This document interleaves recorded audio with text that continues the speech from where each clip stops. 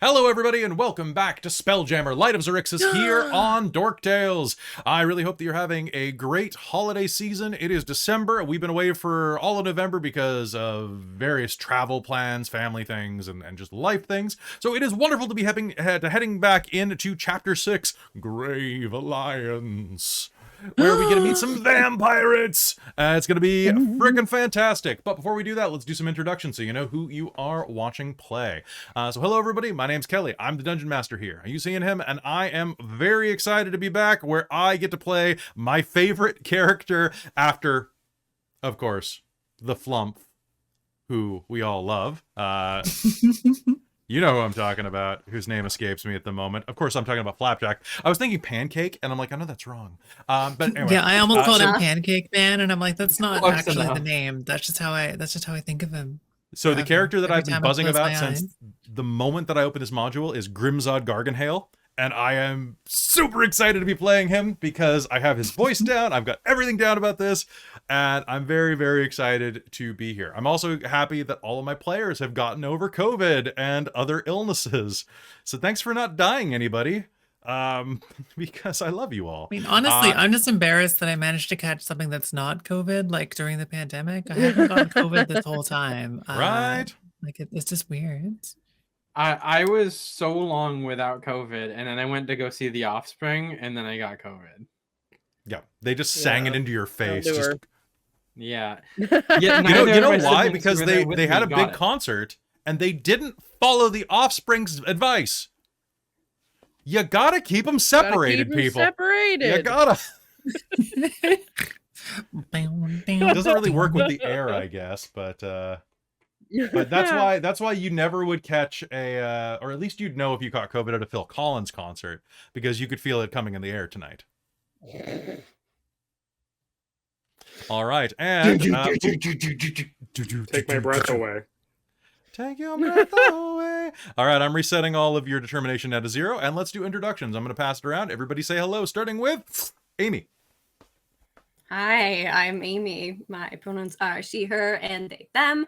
And I am playing Mulj Plava today, the plasmoid barbarian of the depths. Love that combo so much. All right, any fun news? Yeah, I have my bedroom back. I'm so happy. It's been almost 3 months. I love my bed. I never want to leave it.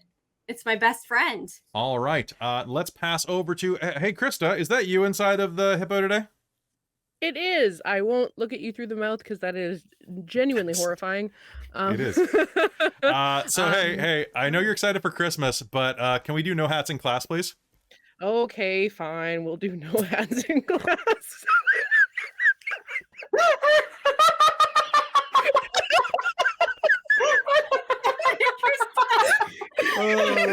We don't plan things here.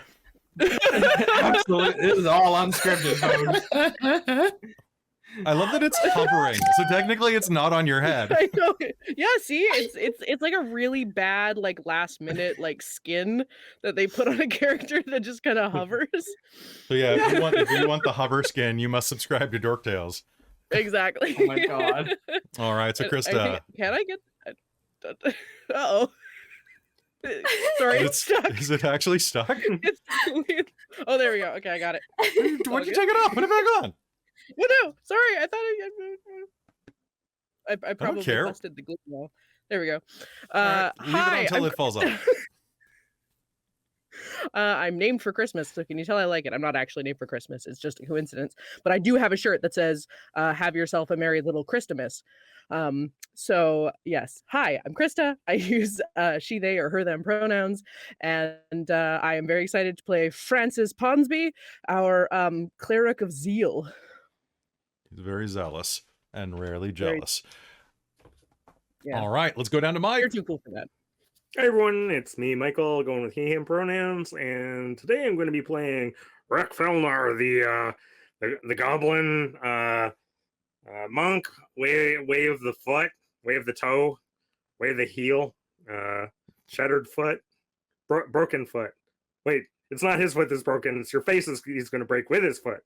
Ta-da, got it, nailed it. Nice. Nice. Any fun news, Mike? Yeah, I've been in my spare time over on Precarious's channel, destroying it over there. It's been tons of fun.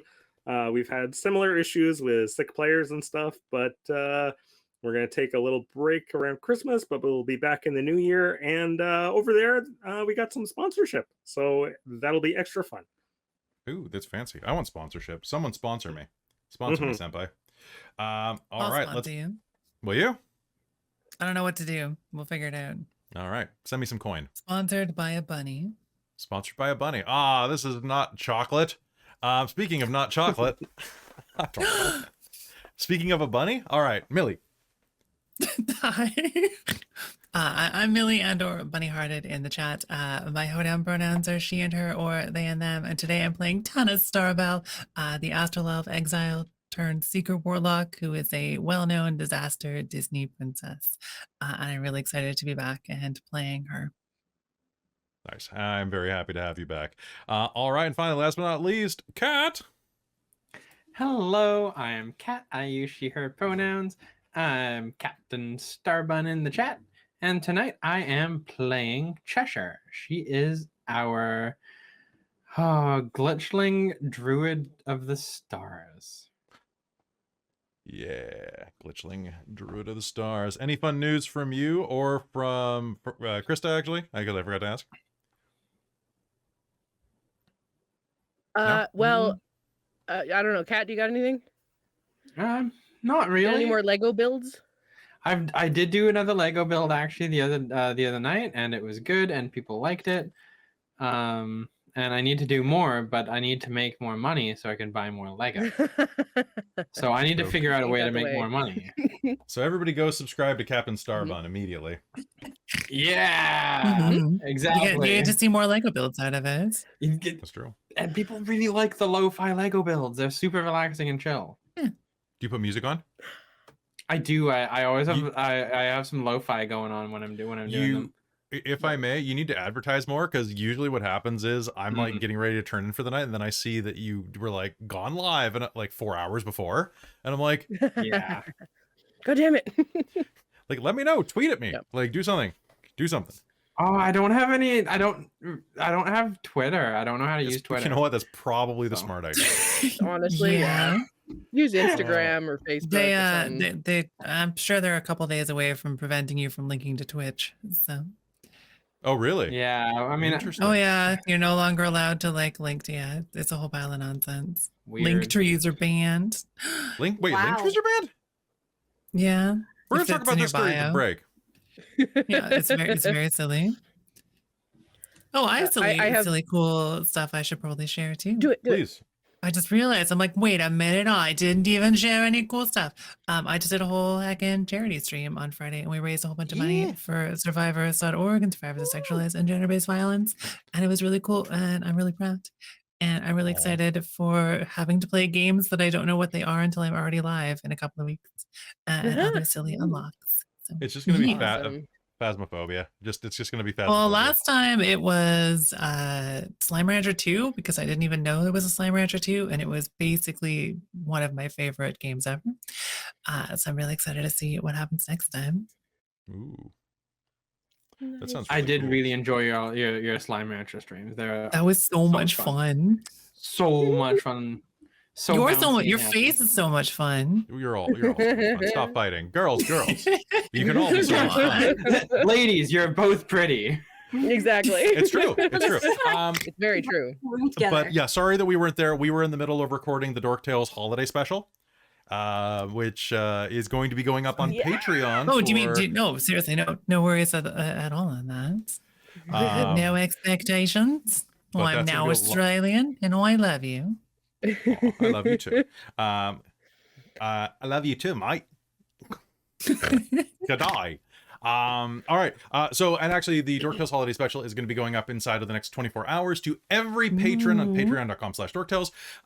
Normally, it would be the $5 tier or higher, but it's the holidays. I'm going to give it to everybody. It's just going to go up, and if you're even a $1 tier, you get it. Otherwise, you got to wait till Christmas, like a good person. You gotta put it under the tree and wait. But if you slip me some money, I'll let you look in the package. And it isn't super long. It's not a full good lord. It's not a full 4-hour episode. I'm not sure after editing, but I know we only played for about 2 hours. So if you're like, well, I should spend time with my family on Christmas.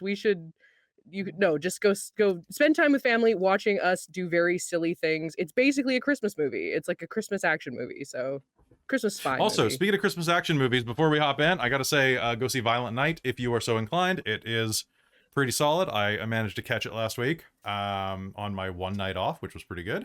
And then the last announcement that I have to make is I just want to say that I love you very much. We're very happy to be back at Spelljammer. And thanks to our friends at patreon.com/dorktales, we are at 120 patrons out of 125, which means that not only do we have an additional game that Jen is having to run, a once-a-month Mage the Ascension Technocracy game, but we are 5 away from Robin having to commit to running Journeys Through the Radiant Citadel, or as we're calling it, Panic at the Citadel.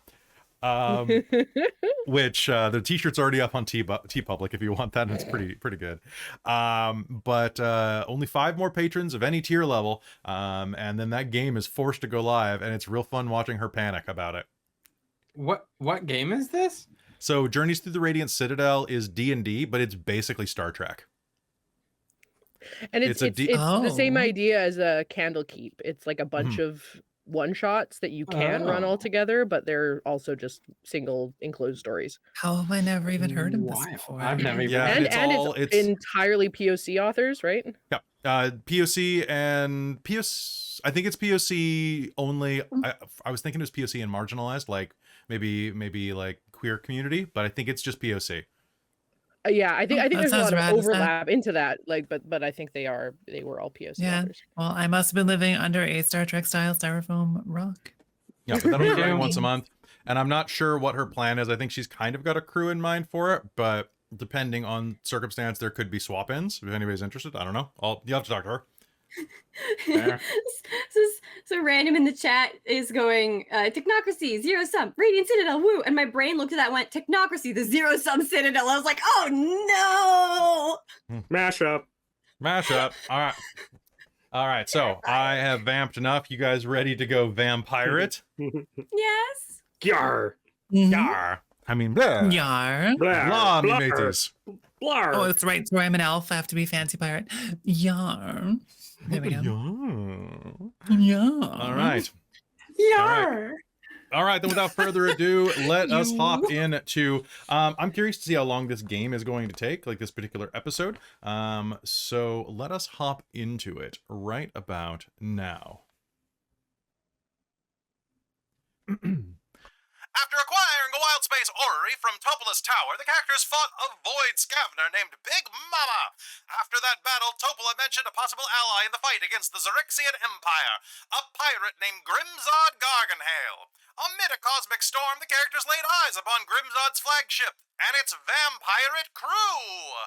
And now we return to our story. As we swap across the way, the camera's gonna pan in. It's gonna do like one of those Star Wars wipes, the really bad ones that they never should have allowed them to do.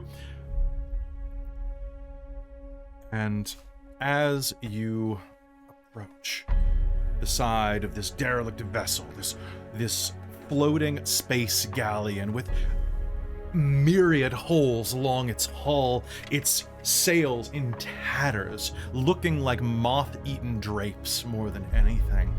Bits of rigging and rotten rope dangling from all of its riggings. You will see a man stand and look over. So to describe him, he is a pale-haired man in a laced-up vest with a high collar. His left hand is missing. His right is perched sassily on his hip, and he has a steel-vented mask, kind of similar to the one in Mad Max Fury Road, like the Great Mask, strapped to the front of his otherwise fairly handsome face. And as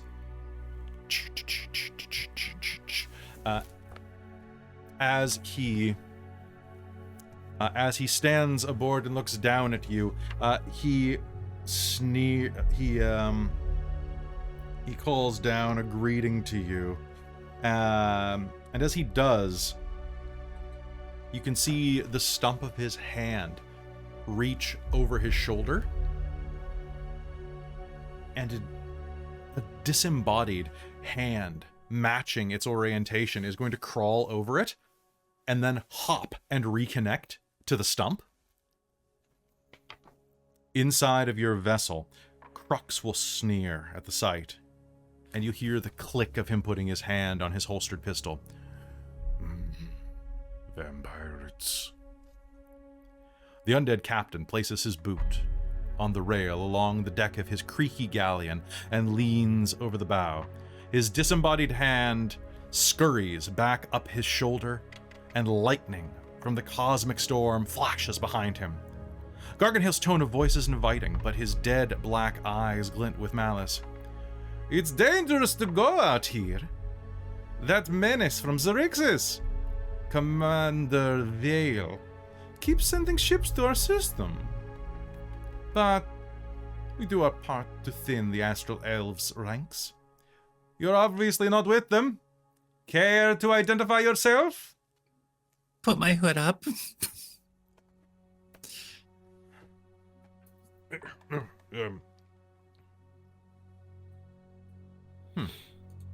Do my lifeless eyes deceive me? Tupula, my darling, what a surprise! If you've come to drive a stake through my heart, you'll have to return it first, he says to the wizard that's traveled alongside of you. She's just going to kind of lean down. The blonde mage is going, nice to see you, Grimmy. We really need to get introductions down. We should figure out choreography next time, maybe. Hi, it's really wonderful to meet you. My name is Tana, not an astral elf sounding last name. And these are my wonderful friends. That is a very strange last name you have. It is very strange. Don't worry about it. Hello, I'm Mulj. Mulj. Mm? Mulj Johnson? No, Plava. I know another plasmoid named Mulj Johnson. Owes me 5 credits. Oh, it's not me then. I don't have 5 credits. Me either. Some people call me a credit to my species. But I think they don't mean it. Who else is here? And so we're beneath him, right? But You're kind of like beside you're the not ship? like kind of a little bit beneath him, but you're on the side of your deck. So you're there on the second wind. Mm-hmm. And we sort of like didn't ride, but used whales as our source of transportation. You know, No, that was way earlier. Never mind. Right, we're fixed. That was I earlier, remember Yeah, where we your are ship now. got Yeah. fixed by because I By didn't super want you to cool? have Wesnor. Yes, Yeah. there we go. Yeah. Cheshire's gonna like float up, so she's like eye level with him and be like, "Hi, I'm Cheshire." Yes, you are. You are a fetching, lifeless beast. Like me. I like to think so. Enchanté, mademoiselle. He will offer a hand to you. She'll take it.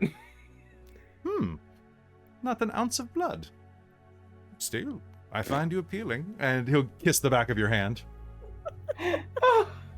And as that happens, like he'll let it go, and his left hand is going to like jump on top of yours, give it a shake, and hop back onto his shoulder. She's gonna like slowly float back down. I see that you have a pair of Jif with you. Francis, Ponsby. Gif. Strange name for a Jif. Commodore Crux.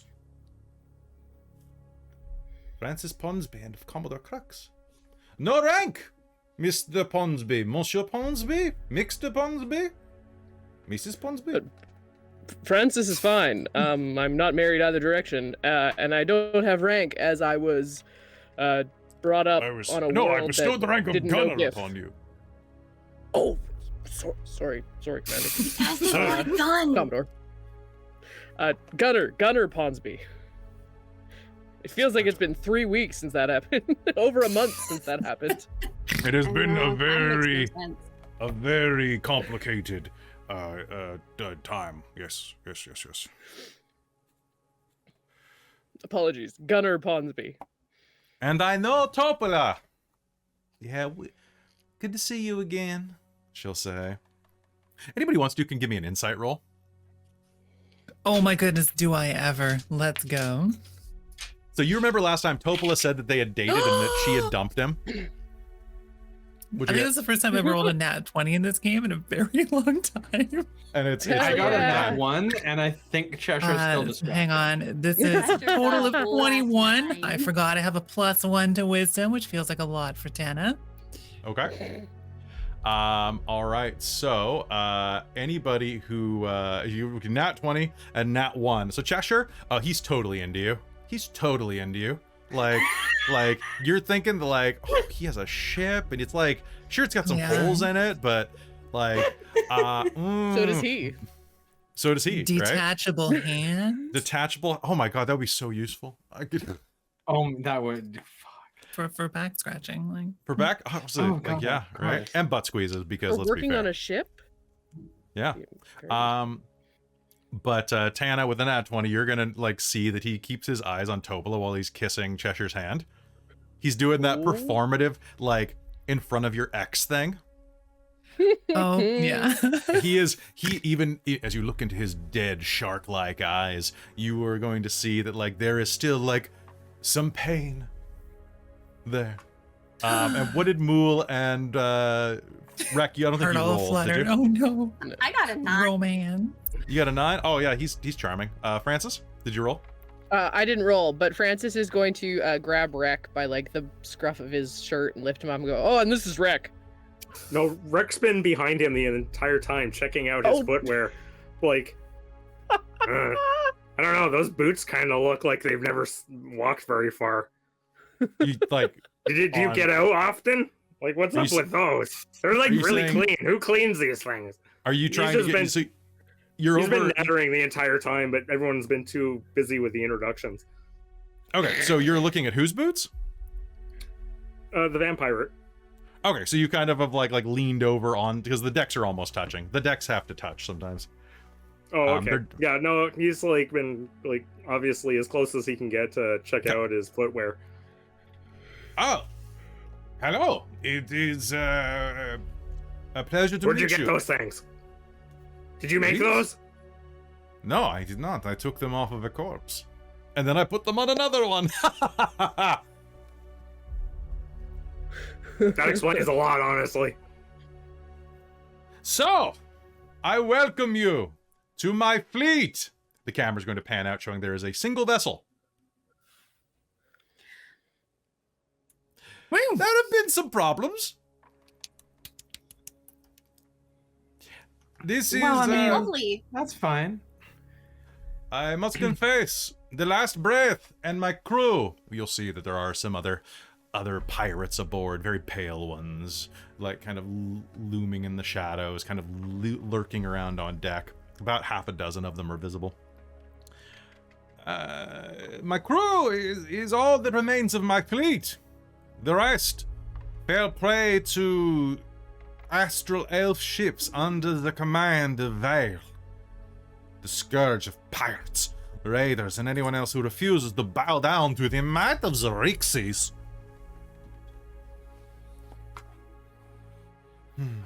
Then again, I mean, we've already died once.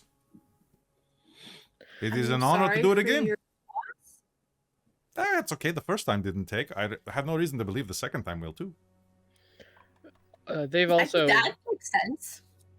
they've also caused havoc on our home planet, so we're out to get them a bit as well. If you're looking for allies, for a little revenge. You want revenge? Well, we want to fix our planet. Your It's kind planet? of I mean, full of weird crystal vines. It's broken. Yeah. It's round. Yeah, it's also round. Mostly. Are I think you? it's kind of It's bumpy supposed where to the be mountains round. It are. still fascinates me. Are you trying to parlay with me? We barely even know you. Parlaying seems like something out for a third date. Are you trying to date me?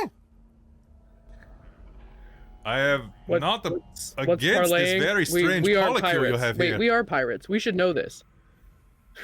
Wait, are we pirates? Were When we did we become Are- pirates? out of character? Weren't we Is that pirates official? on Ilott? No. Is I that don't an think- official thing?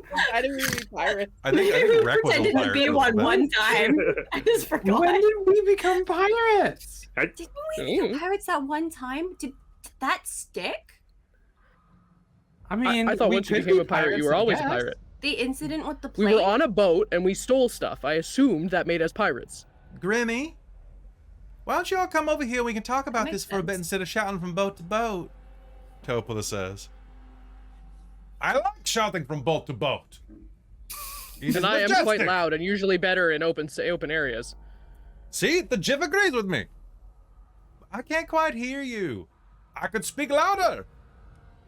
I can hear just fine. Uh, We usually communicate by yelling across decks. Fine. gonna hope that he can read lips. Would like to mouth the words, she just wants to be closer to you. Ooh. Permission to come aboard. Permission granted! All right, hold on one sec. Yeah.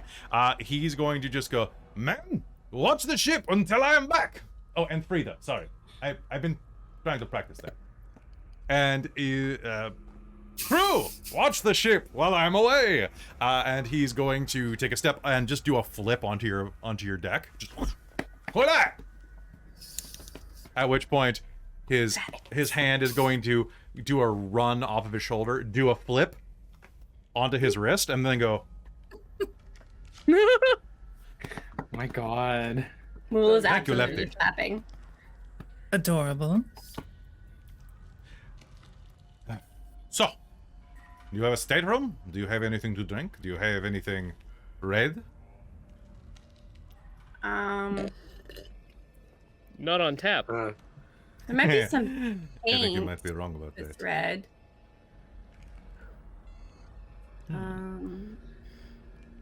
So, what is your request? He smiles at you fangily. So Well? just a quick reminder, because it has been about a month and a bit. You I were was- you went to I was Topola about for to ask. you went to Topola for a map of Doomspace, and then from there, she basically convinced you that, hey, I know a guy that can help. There's a potential ally in Grimzod Garganhail, and that he could be potentially useful in fighting the Xaryxian Empire, and that he has an entire fleet. It's Which a much smaller fleet now. it's a much smaller fleet. It's like, he's got rubber duckies, and that's about it. Had we discussed any particular plan to take down the Xaryxian Empire, or are we just like, we can do it? So, yeah. You're trying to assemble an alliance at this point. Right. Okay. Mhm. So basically, you're trying to make friends to take on enemies. Well, okay, now I get to be dramatic. She's gonna flip her hood off dramatically too. Guys, I'm on a quest for revenge, and the rest of us are here to take down the Xaryxian Empire. We're looking for allies. are you an astral elf or a celestial elf? Oh, Astral Elf. That's why I was being dramatic about it. It's much more fun that way. Good, because there is no such thing as a celestial elf, which proves that you are perhaps telling the truth. Perhaps. Yes. I totally bought it. I thought there were celestial elves. He really committed to that one. Honestly, I thought the same. I wonder if he's active. Maybe there before. are celestial elves, but just not here. Because there weren't There's- astral elves. There's It's like a different double kinds of lie. elves. When did that happen? I thought they were all elves. What are you suggesting? You wayward child of Likes to look at the sky. Xaryxis. Oh, I'm here for the spitting. I'm not much of a spitter myself, but like, imagine a spit here. Well, He nods with your spit that comes out of your imaginary excellent, mouth. excellent. Mostly, nice- I a believe nice at this loogie you stage have there. we're simply looking for friends and doing some scheming in and around Doom space. Then me we a want to blow up persuasion. Xaryxis. Oh, okay. Make Yeah, her this that. is Make not it the with. most, But the most definitely persuasive. no. Well, no. But Cheshire just lowered your difficulty with that sentence. And then we're gonna blow up Xaryxis. Oh, that went from like a DC 25 to. So I guess it's like adding a little bit more to it DC2. after what Cheshire said too. It's like, yeah, I mean, basically, I want them to let stars die again and stop killing planets and stop being a bunch of genocidal assholes and maybe cause a lot of violent problems for them. And I have a 20. Dirty, unfortunately.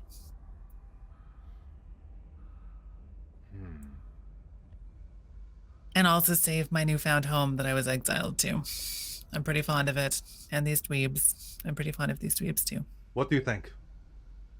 I see. Yes. Okay. Sorry, I had to take a conference. The hand will run back up the shoulder. All right. I will pledge to help you save your world from destruction. I want nothing in return, save for one thing. But that's the opposite of nothing in return.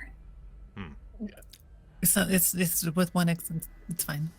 Oh, okay. If we are allies, you must adhere to my pirate code.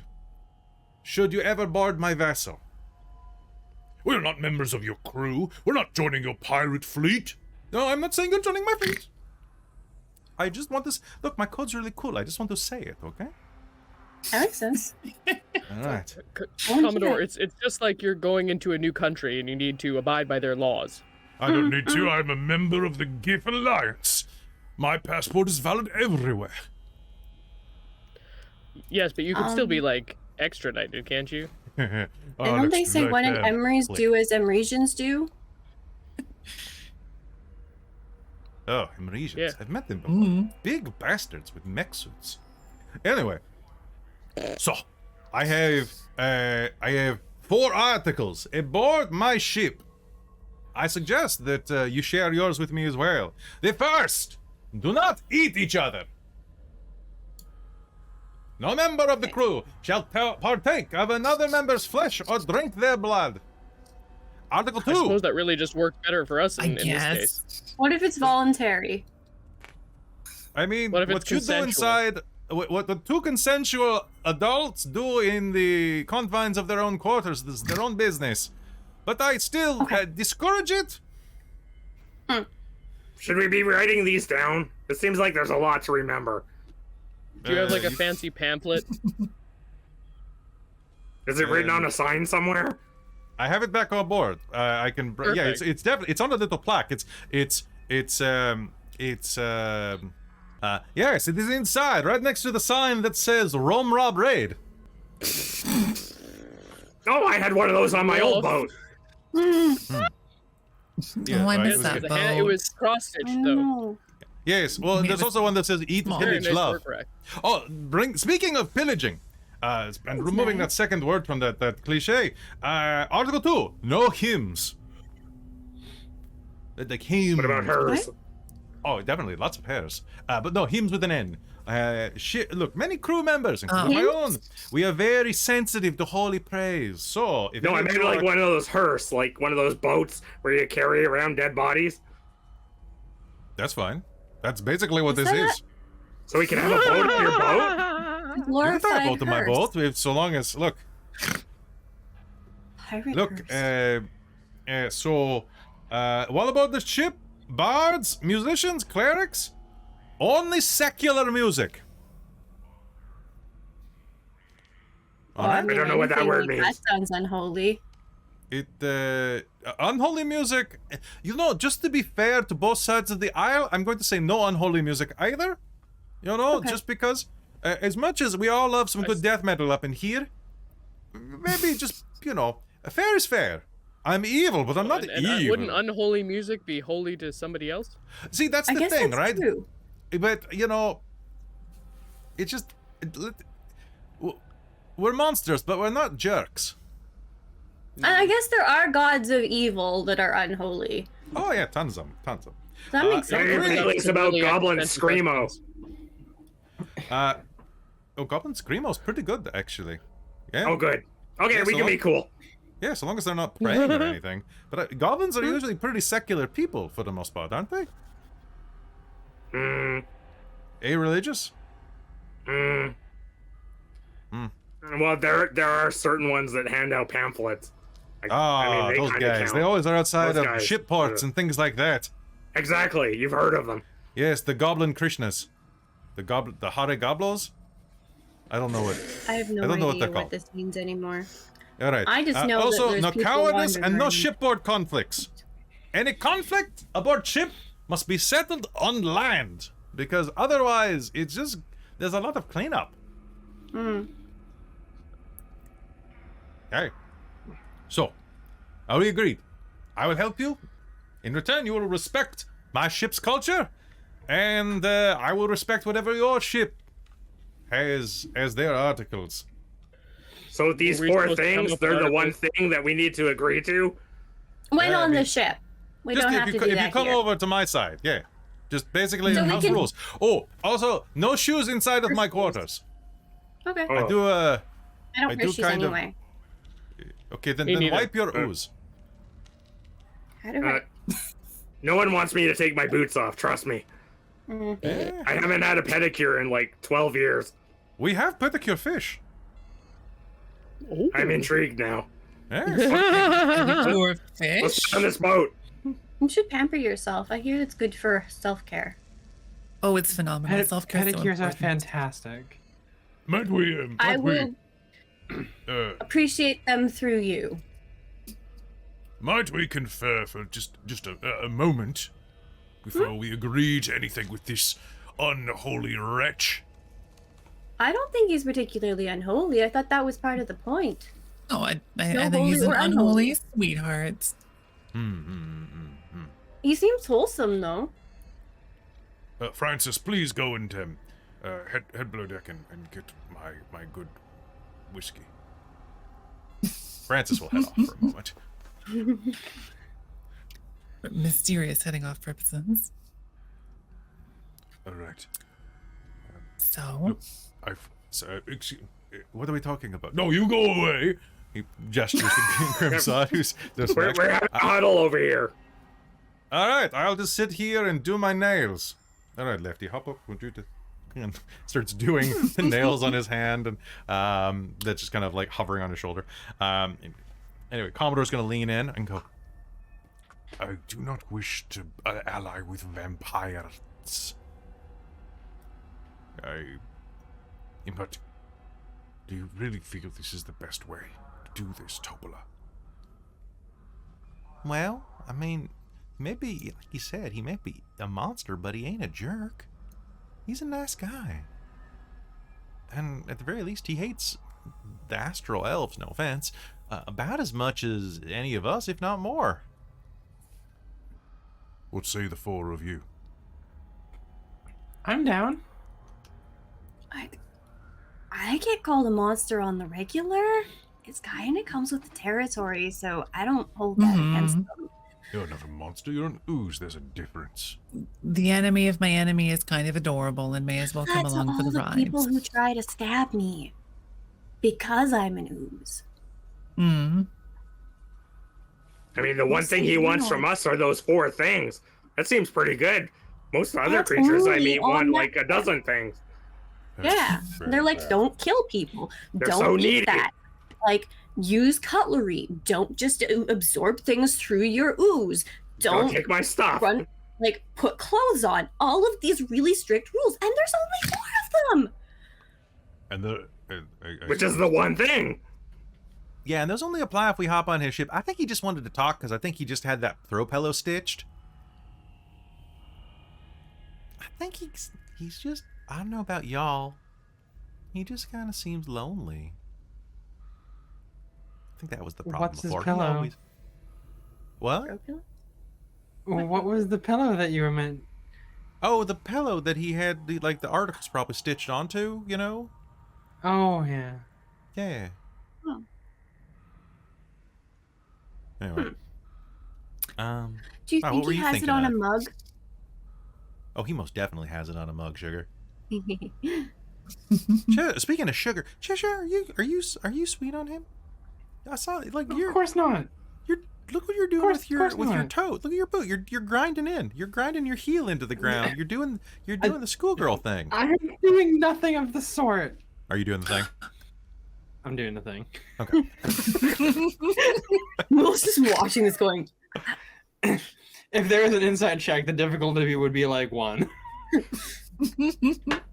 I got a 2. Oh! I did it, folks. All right.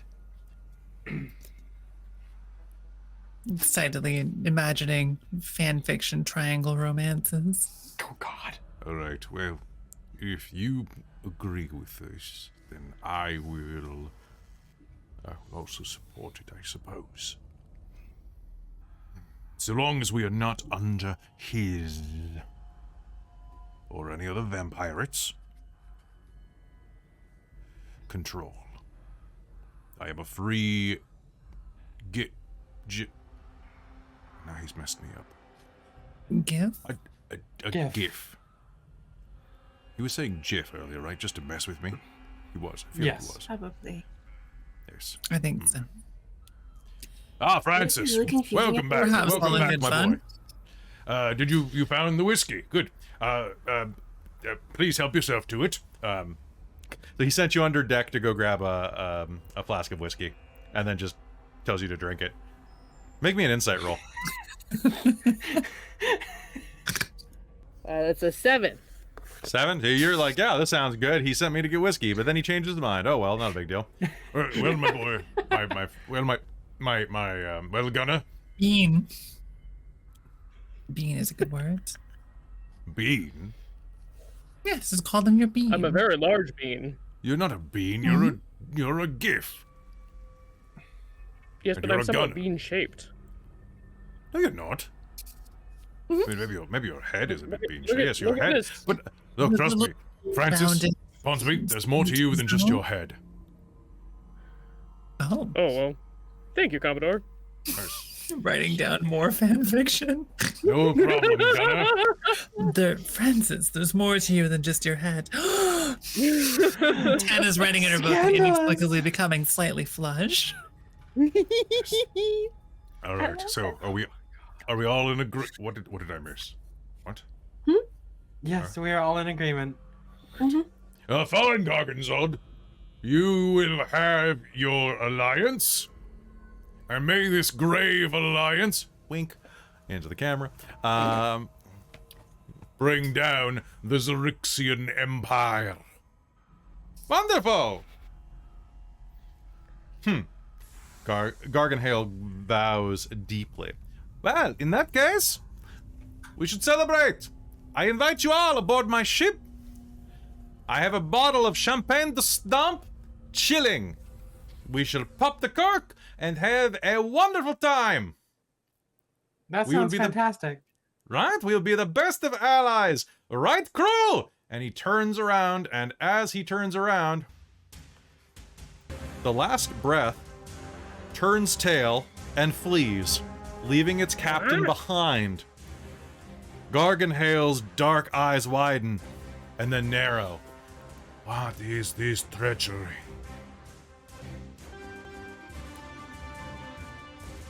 All right. That was sudden. Was that a mutiny? A secret mutiny? That is a secret mutiny. You mutinous curs! How dare you! And as We should Garganhale go is, after them, right? as Garganhale is bellowing a series of curses at the dwindling stern of his ship, Flinch approaches the vampire captain with glazed eyes and a dreamy smile. Mr. Flinch, of course, being your Hadazee first mate. with a voice dripping in sarcasm. Normally, the very high-pitched voice will be, Captain Garganhale, your command of the last breath is at an end. We've had enough of you victory, and your hands to last 10 lifetimes. The Hattazy then shudders as a horned ghost vacates his body, cackles, and disappears. Flinch blinks his eyes back into focus, then says in his normal voice, do I smell smoke? Yeah, I think it just. Oh, you were just possessed. Wow, your My crew ship! really didn't like you. How I'm so dare sorry. you! My friends, please, you must help me give chase. Aboard my ship is a weapon that we can use against the Xaryxian Empire. Help me Okay, let's- retake the last breath, and the weapon is yours. That sounds yeah, okay. Oh yeah, I'm into that. Let's go. Well, Yeah. Mulj just looking over at the Commodore like, Of course, we're going to give chase at them. And who's piloting? Oh, I think that was me still. I'll head back down right now. And Topola's gonna head under deck. And a moment later, the ship is going to engage and begin flying through space. As it starts flying through space, the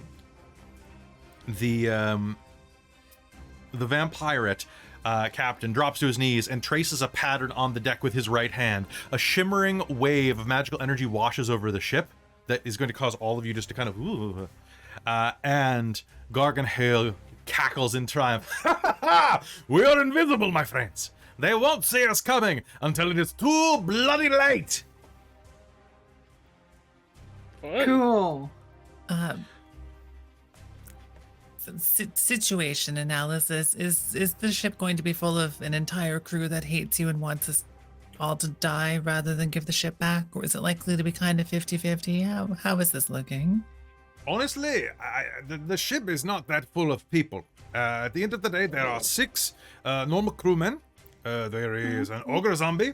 There are 8 vampirates. 8 vampirates, an ogre zombie, and a vampirate mage. And apparently, a dickhead ghost.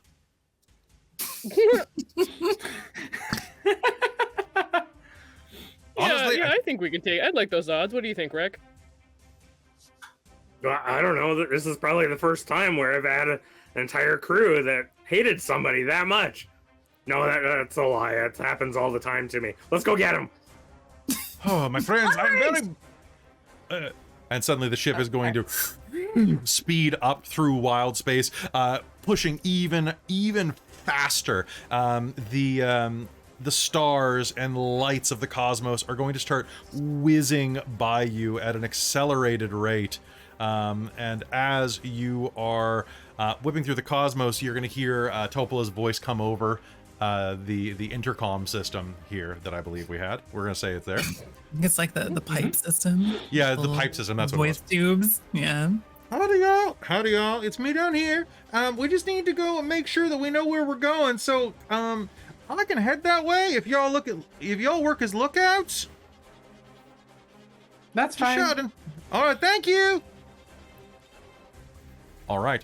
Can I get anybody who's going to anybody who's taking point on this? Make me a survival check. Try to find this. I'm assuming the entire crew is going to be kind of like.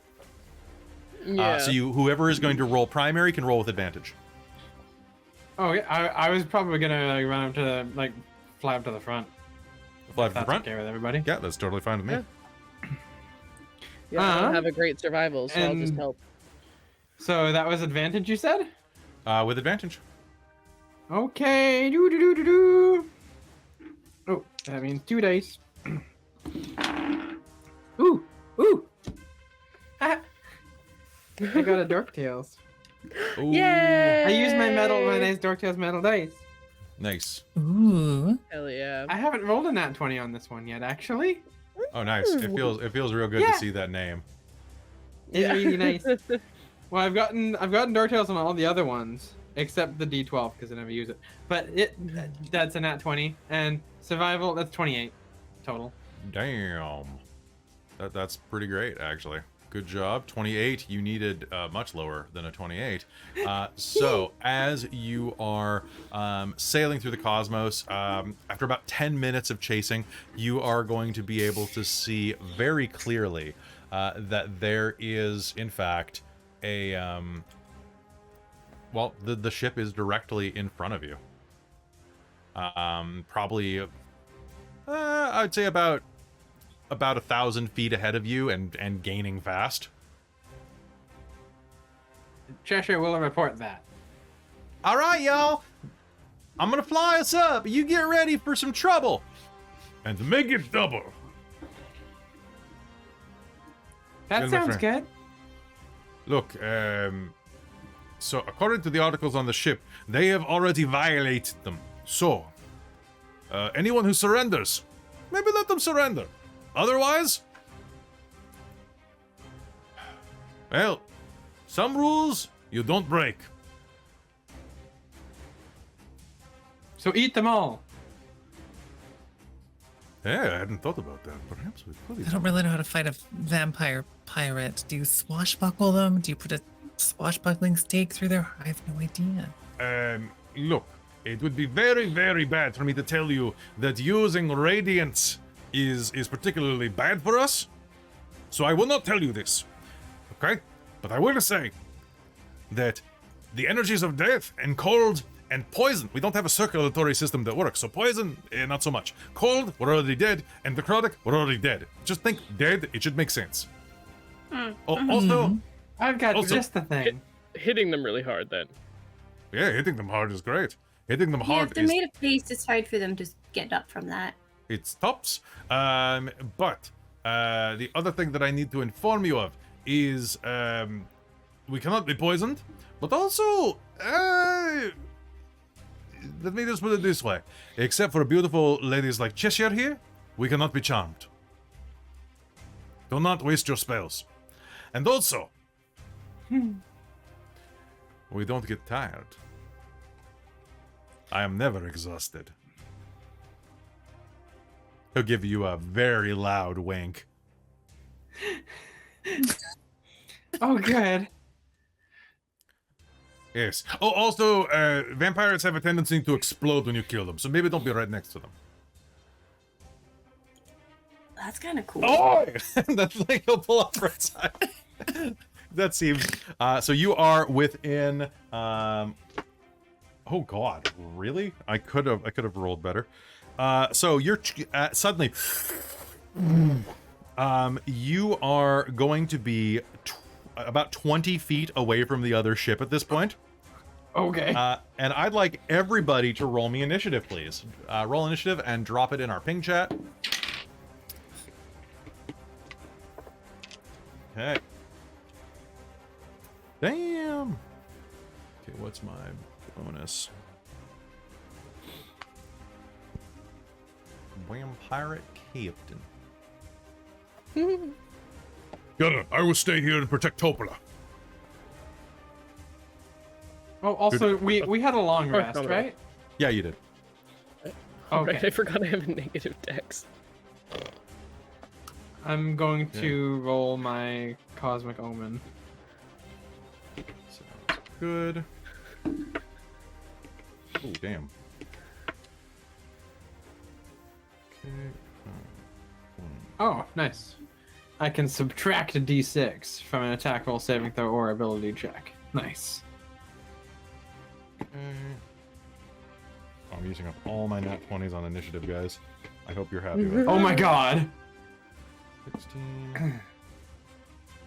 Okay. All right. So as you pull up alongside of the ship, you will see that on the forecastle there are 6 vampirates waiting to repel potential boarders, and there is an ogre zombie and 2 vampirates on the stern castle, waiting to repel boarders as well. So for those not versed in nautical, that means the forecastle's the front, the stern castle's the back. On top of the deck, and that is what is there. And let me just check your initiatives here. So I've got Sylvester Slays with a 20. Okay. Boom. There's that initiative. Then I've got Wrek. Then I have regular. Okay.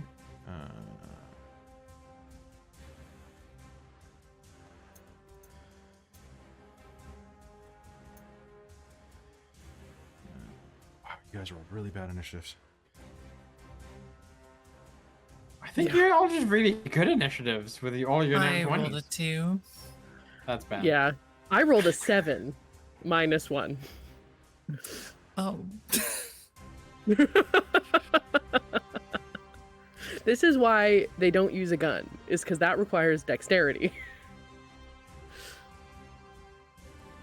Okay, and then we have Mulj, and then we have VP6, and then we have Tana and Francis, and then we have VP7 and VP8 because they actually rolled pretty low, and that is a huge initiative chart.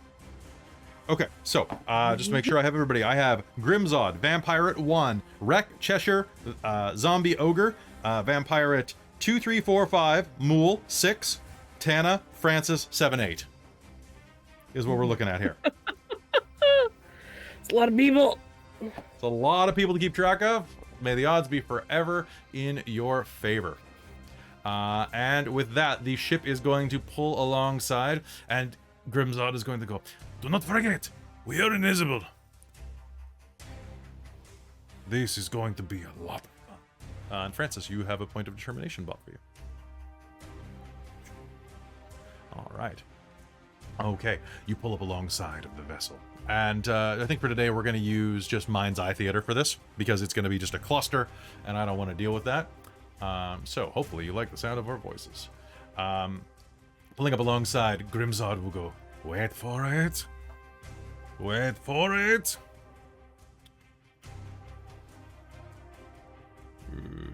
You know, I'm going to wait for it. You go first." And he's going to hold an action. Vampire 1 does not get to act because he does not detect you because you are invisible. And Wrek, it is your turn. What do you do?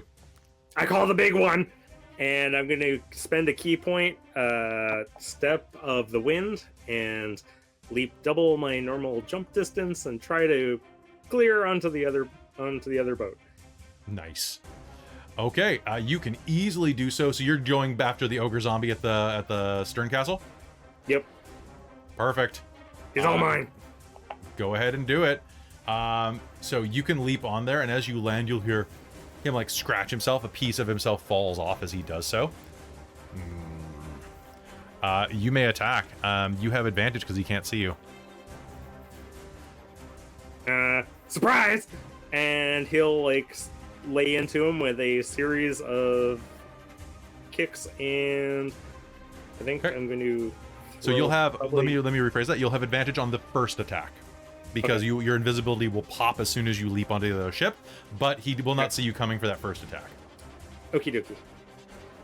So I'm pretty sure I'm going to throw a flurry of blows into this as well. Sounds So, good. Let me start rolling. That's not a great start.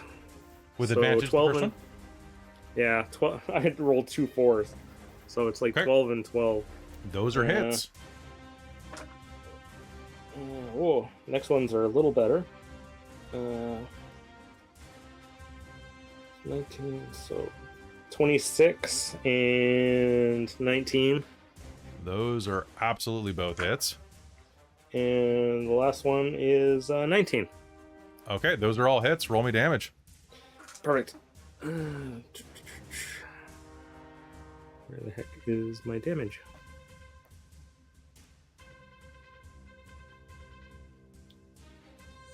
There it is. 4, 1, 2, 3, and 4.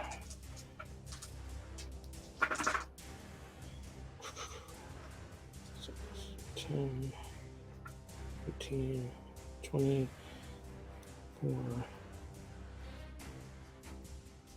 32 altogether. Okay, let me just check something real quick. Boop, boop, boop, boop, boop. And I am actually going to use, I can do this 3 times between a long rest, Fury of the Small, which I cause 3 extra hit points of damage on 1 attack to a medium or larger creature. So that's add 38. another 3, so yeah. Perfect, thank you. 38. Okay, that's not the way math works, Kelly. That's how that should be. Okay. Fury of the Small is such a great little ability. It's so great. Fury of the Small. All right, as you leap aboard the other ship, you are going to just unload on this hulking, zombified ogre. Can I use a bonus action as well? My nimble escape to disengage. So your flurry of blows is a bonus action. Okay, well then never mind. I will use it next turn. Okay, so you are right on top of this big mook, punching the crap out of him, and at that point, Grimsald will go, "Ow, we're stunting with the big one!" and is going to use his held action to fire his heavy crossbow. And that's going to absolutely hit. It's not going to be a crit, but it is a solid hit. He's going to fire it directly into the ogre. Sorry, Tiny! You shouldn't have cheated me! And it's going to do 18 points of damage on top of what you did. This thing is suddenly perforated. Its bones are blasted. It is going to be completely battered up. And then perforated by the heavy crossbow. And one quick thing, Wrek, because you were able to position yourself before the fight, you didn't have to use Step of the Wind. So you just spent the key point for that close. Yeah, you were real close, right next door. Okay. But and also that would have taken a bonus action as well. So just don't worry about that key point. Just spend for flurry of blows. Okay. So Crimson does that. All right, Cheshire, it is your turn. What would you like to do? I'm gonna third level guiding bolt one of the vampires on the stern castle. That sounds like a fantastic thing to do. Go ahead and make me an attack roll. Yeah. You are doing a ranged attack from the deck of the other ship, right? Correct. All right, you roll with advantage then. All right, here we go. It's party time, excellent. That's gonna be an 18 to hit on that one. That's gonna absolutely hit a vampire. All right, that's gonna be 66. And oh, fuck me gently. That's gonna be 12, 13, 14, 15, 18, 19, 20, 21, 22.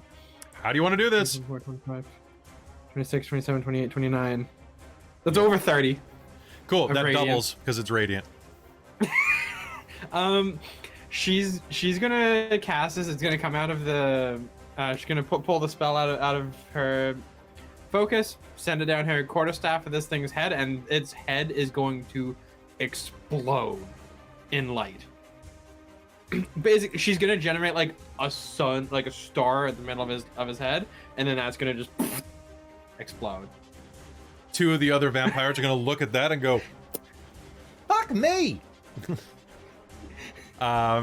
And so that one's just toast. We'll say that's Vampire 1 because we already skipped his initiative. And now he's never getting it back. It explodes and little bits of vampire are going to start raining down. It's raining men on deck. Hallelujah.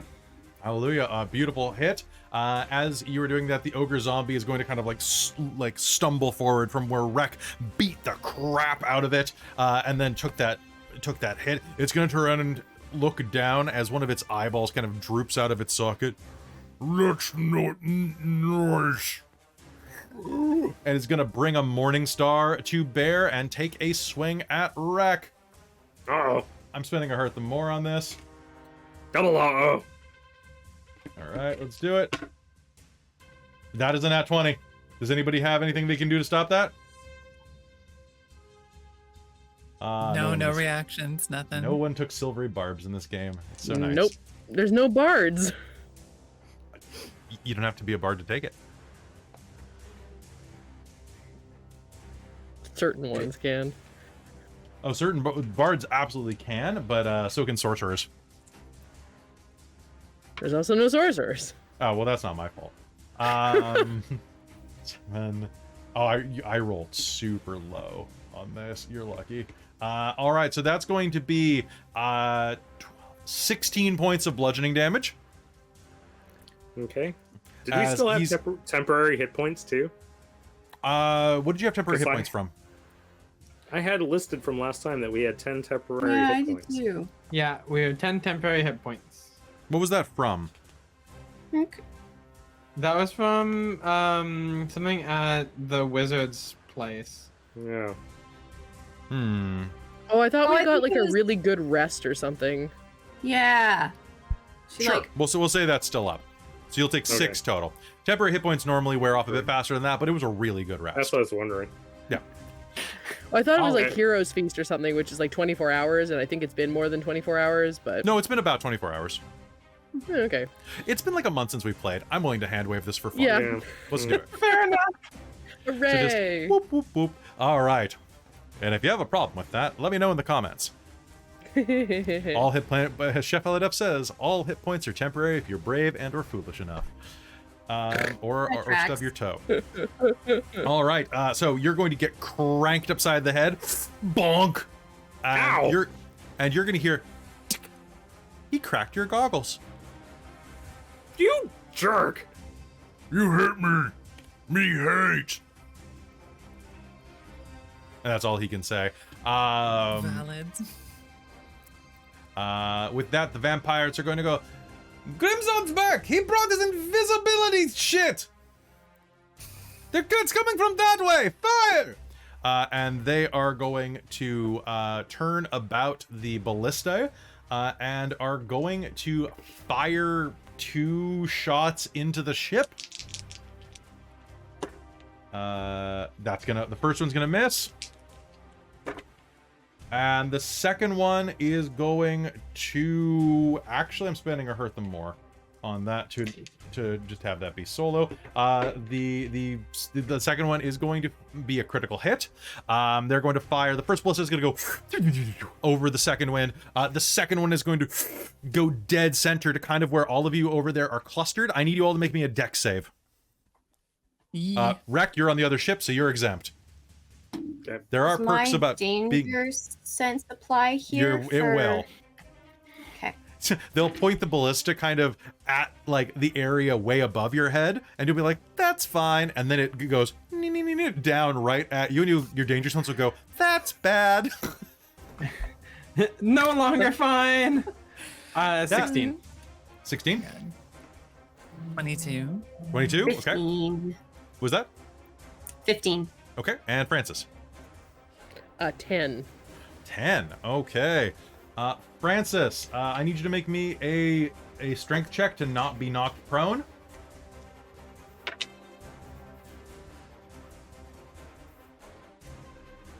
Okay, you're knocked prone. Okay, so Yeah, you- it's a 7. A 7? Okay, so you are going to be knocked, with a 7. Let's say the force of the ballista is going to kind of like throw you back against the back railing. You're gonna, oof! A little bit of shrapnel's in your chest, but it's mostly just the impact hit from that. You are going to take 12 points of damage, which minus the temporary hit points is 2. Hey, not too bad. You get the wind knocked out of you. However, the ballista is going to do a significant amount of damage, about 30 points of damage to the ship itself, punching through the cargo deck, or punching down into the cargo deck, I should say.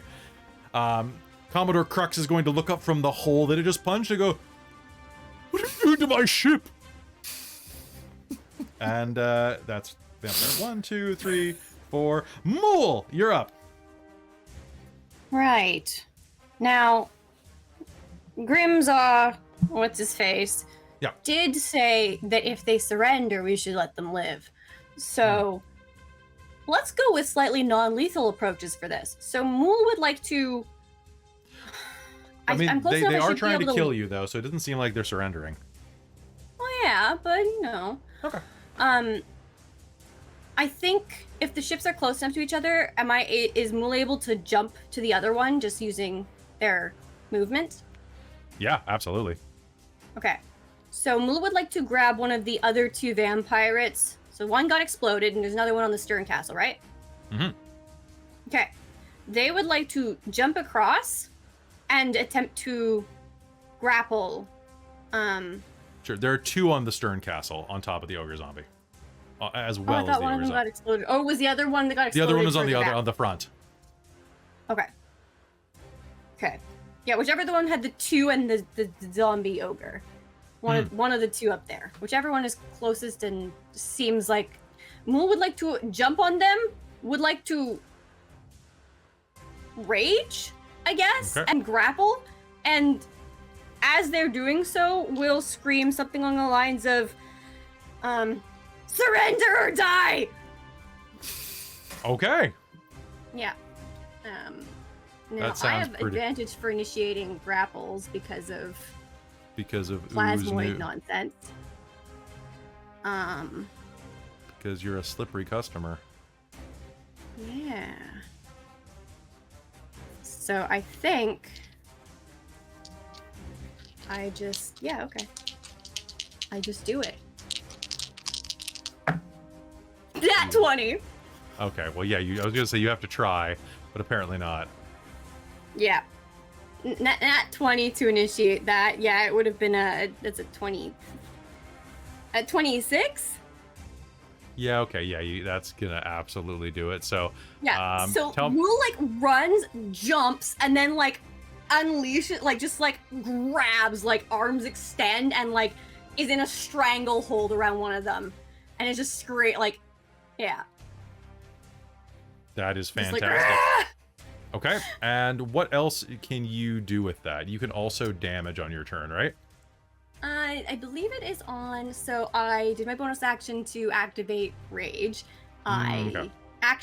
My action was to grapple. Okay. That was. I thought you my had something attack. else because of your race or your class that you could do. So with my feat for grappling,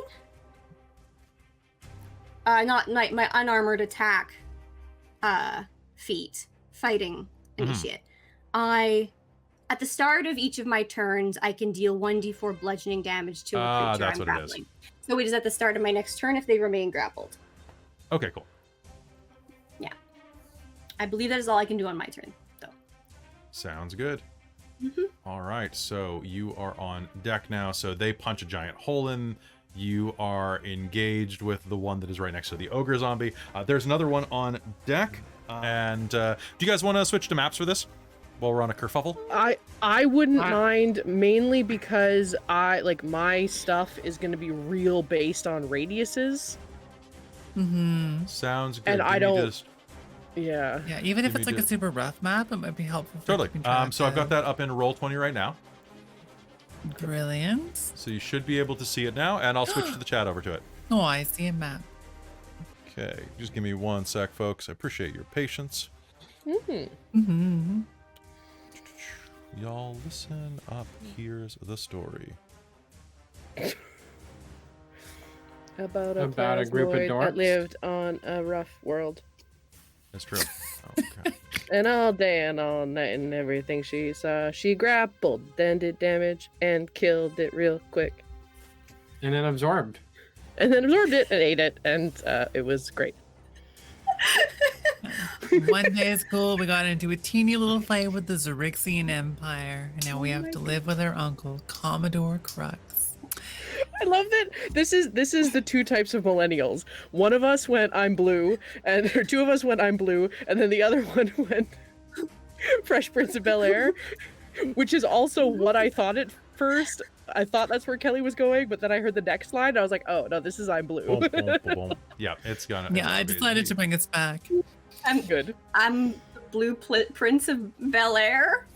The blueprints. Prince of All Bel-Air. right, so we're back here, so that's good. I am just going to grab a token for Grimzod, and then we will hop back in. Awesome. As we are waiting for Grimzod. I love that Grimzod is just Don Kennard, but a vampire. A little bit. Makes me so happy. I love Don Kennard. Don Kennard. Oh, they don't already have a pre-made token for him. That's sad. Oh, that's lame. I will just If you're a prince, does that make you royal blue? If Amy's prince, that makes her purple. Only when she's a blob, because then she's Only when raining. she's at Paisley Park. The Yeah, rest there of you the go. time, I'm an assassin prince of trash. It's my alter ego. Soon we'll be back to Paisley Park. I love that in the Aberrant game we're in on Onyx Path, that has become our base of operations. Oh my god, 'Cause amazing. it's in Minneapolis. We just took it over. I'm so sad I had to start working. I wanted to play that game so bad. It's honestly a lot of fun. I'm playing a okay. wall. I'll tell you about it during the break, but I'm playing a Yeah. huge dickhead. He's wonderful. I love it. All right, we're gonna swap back in right here. All right, so switching over to maps right now. Ooh, actually, one sec. I'm gonna switch our backgrounds up because I have you guys in the shipside town. There we go. Now you're on a ship. And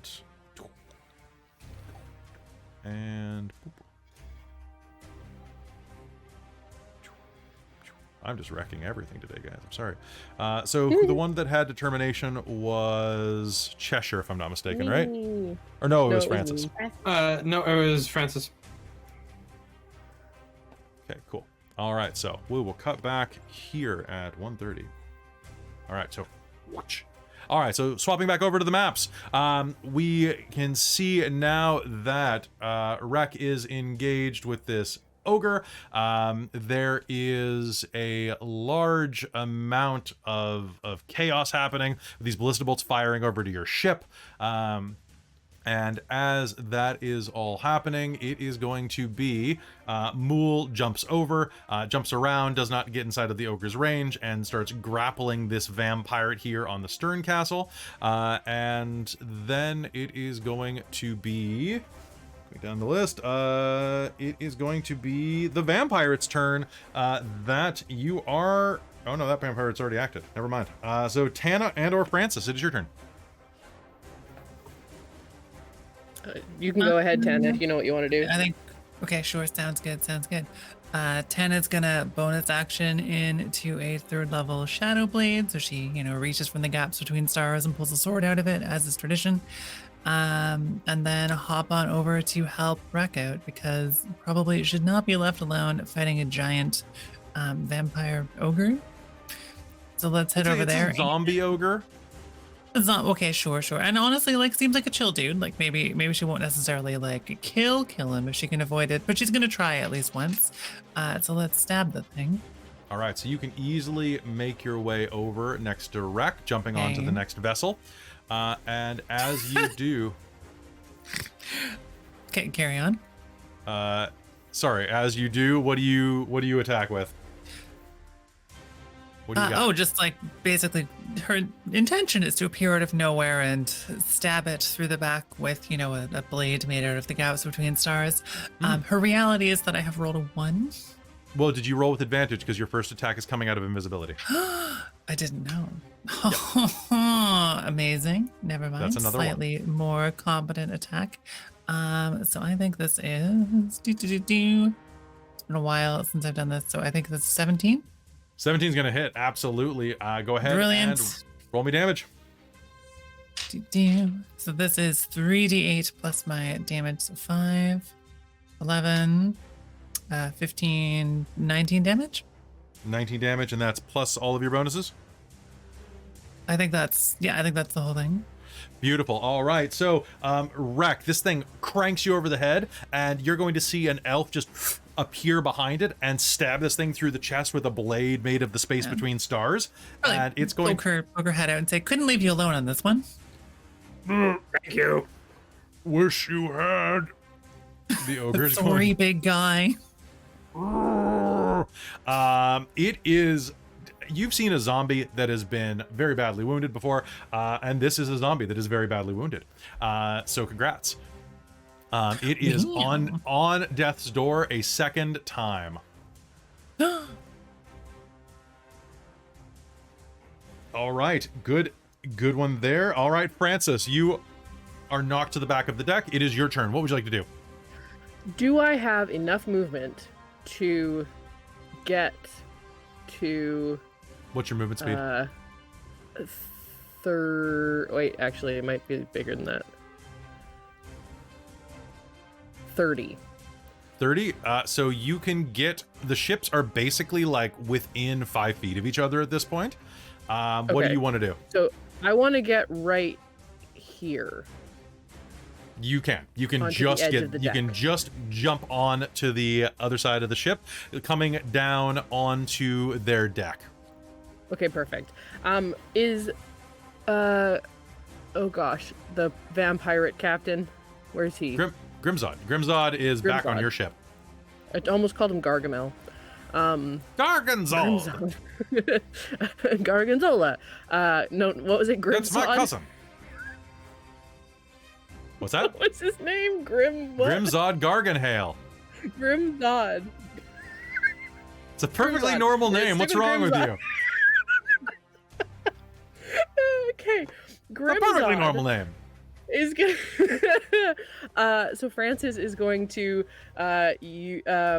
oh shit, I'm prone. I need to use half my movement. Nah, you're I didn't put you prone. I threw you instead, so you were back against there. Oh, okay. So I allowed You did damage instead. I did Thank damage you. instead. It seemed like a Okay. more fun thing to do. Also, Tana just got a point of determination. Drawing a shield and weapon is a object interaction. So drawing a weapon is usually considered free with your movement. I'll say it's an object interaction. Well, I mean, it's you would have had your weapon out if you knew you were about to board another ship. True. I think okay.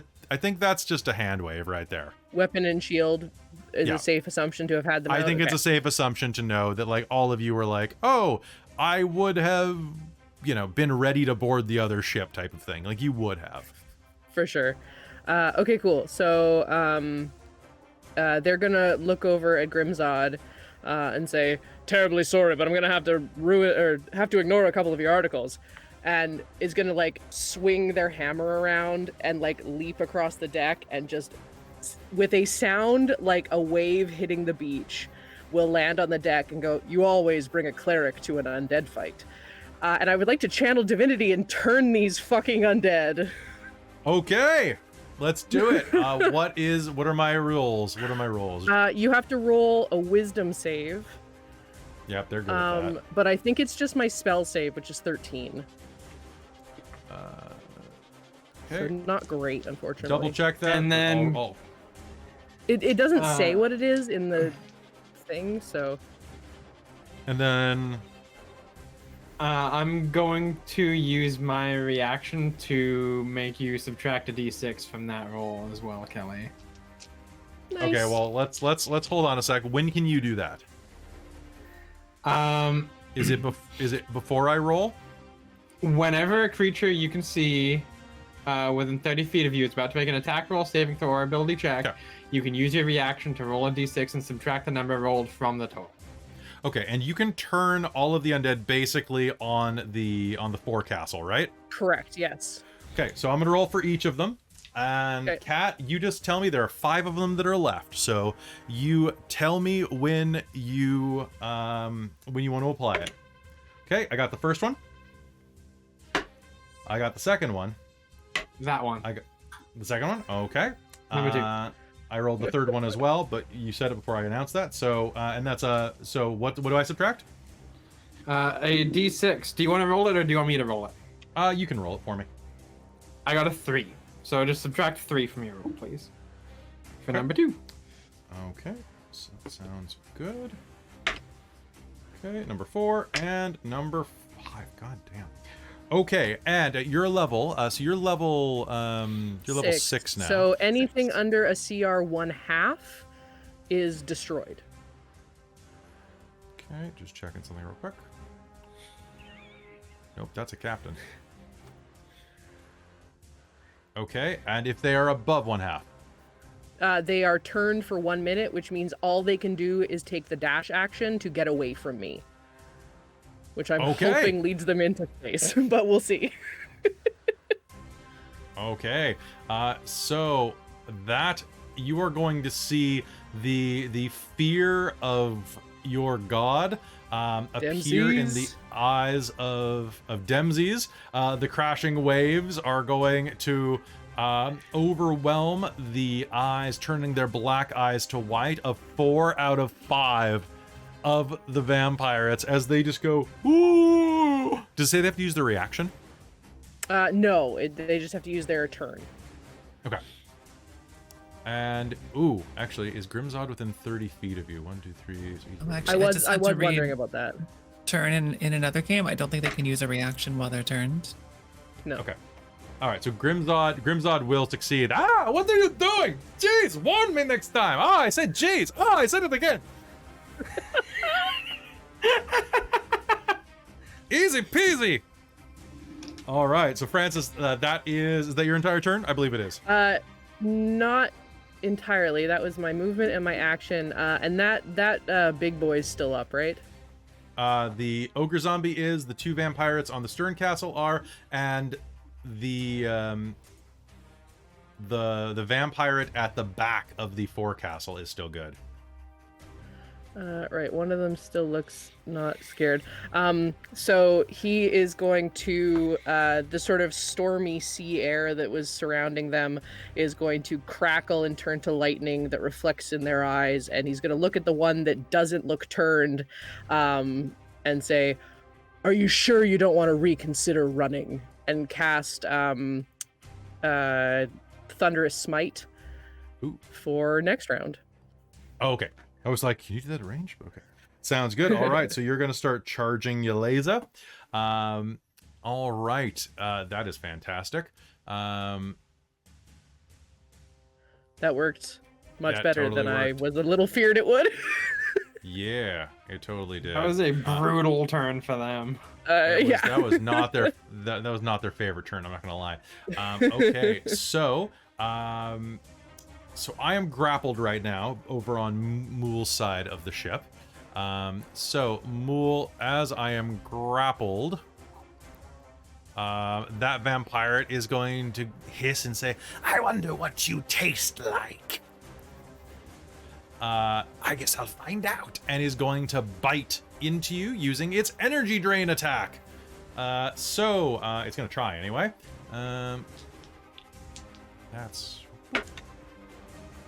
What's your armor class? My armor class is 14. That's going to be a hit. All right, so I need some boop and I need boop.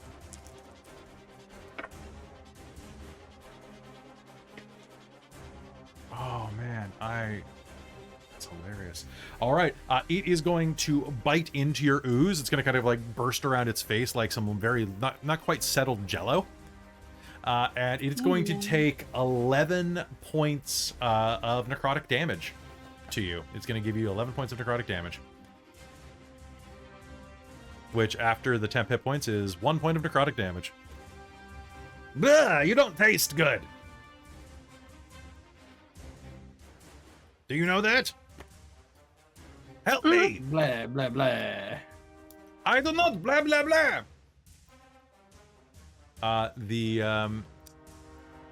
As you were seeing this, the vampire at the back of the ship is going to take a look at this melee happening in front of her, and is going to go, I guess I'll stab the ooze then, and is going to rush up and take a swipe at Mull from behind. Rude. That's going to be another hit. It's a swipe with fangs, I'll have you know. And is going to bite you from behind, but not in the behind? I don't know. It does not blah, blah, blah. That's going to be 15 points of necrotic damage. Oh, shit. Not slashing or piercing, huh? Necrotic. Necrotic as you suffer energy drain. All right, so that is going to be initiative turn number 1. Back at the top, it is Grimzod's turn. Grimzod is going, I don't think they're willing to talk it out. Perhaps we just re-kill everyone. Let them start from the beginning, in the next life. Or maybe just kill them. I don't know.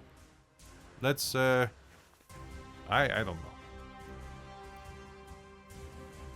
One second. There we go. Oh, sorry, the map was slightly off and it was bugging me. Okay,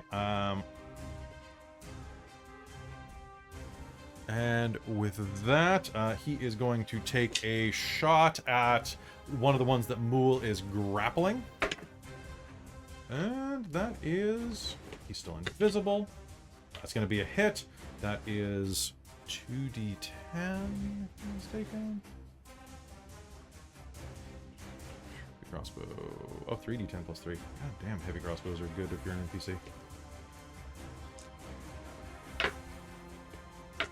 12, 15, 19 points of damage as an arrow, or as a bolt, I should say, goes into the side of the vampire that Mulj is grappling, dealing, damn near staking this thing's heart, to be honest.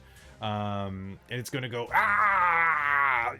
But traitor! You betrayed me! You betrayed us! You betrayed me! Like, you literally are betraying me right now! They're gonna hiss back and forth. It's a thing.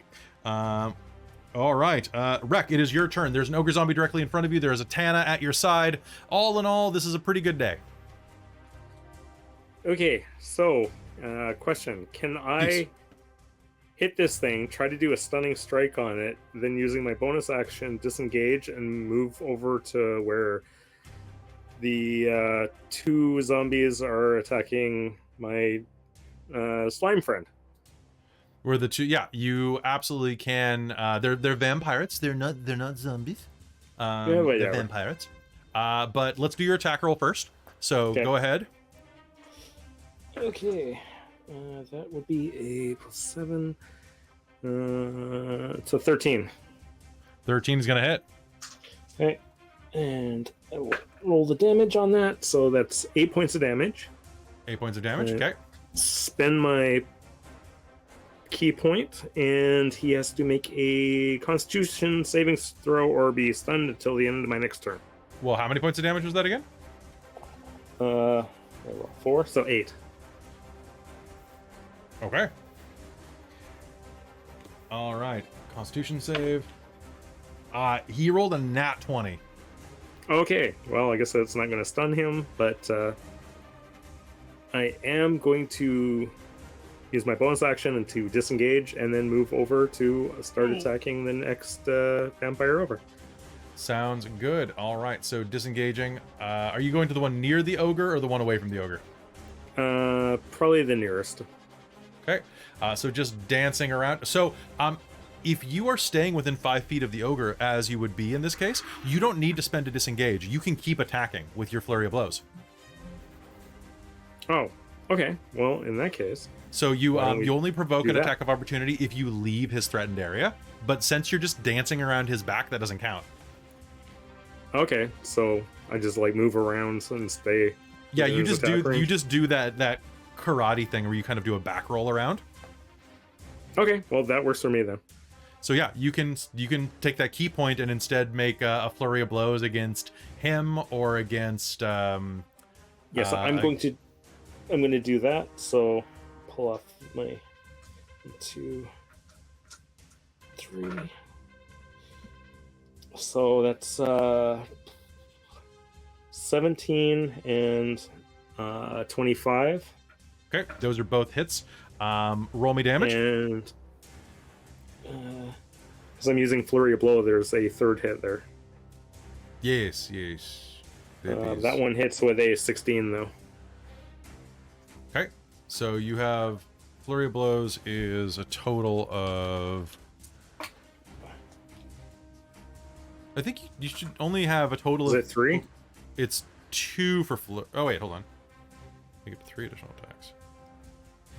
Yeah, because it says I get like 2 attacks, and then if I use flurry of blows, then I can. Oh, you're right, because you're at the level where you already have 2 basic attacks. Yeah, and then I'm getting Yeah, my bonus that's what's to get my throwing me. 2. Yeah. Yeah, so totally. So that means that you have like 3 more attacks. I'll tell you right now, the first one is going to take out the ogre zombie. Okay. Well, then, there we go. So, but you have the vampire right behind you for the other 2 attacks. Yeah, so I've rolled, actually not great on that, so 5, 9, so 16 total. 16 total on the one that Mulj is grappling. But I am using Flurry of Blows, so because I have the open hand technique, it has to make a dex save or become prone.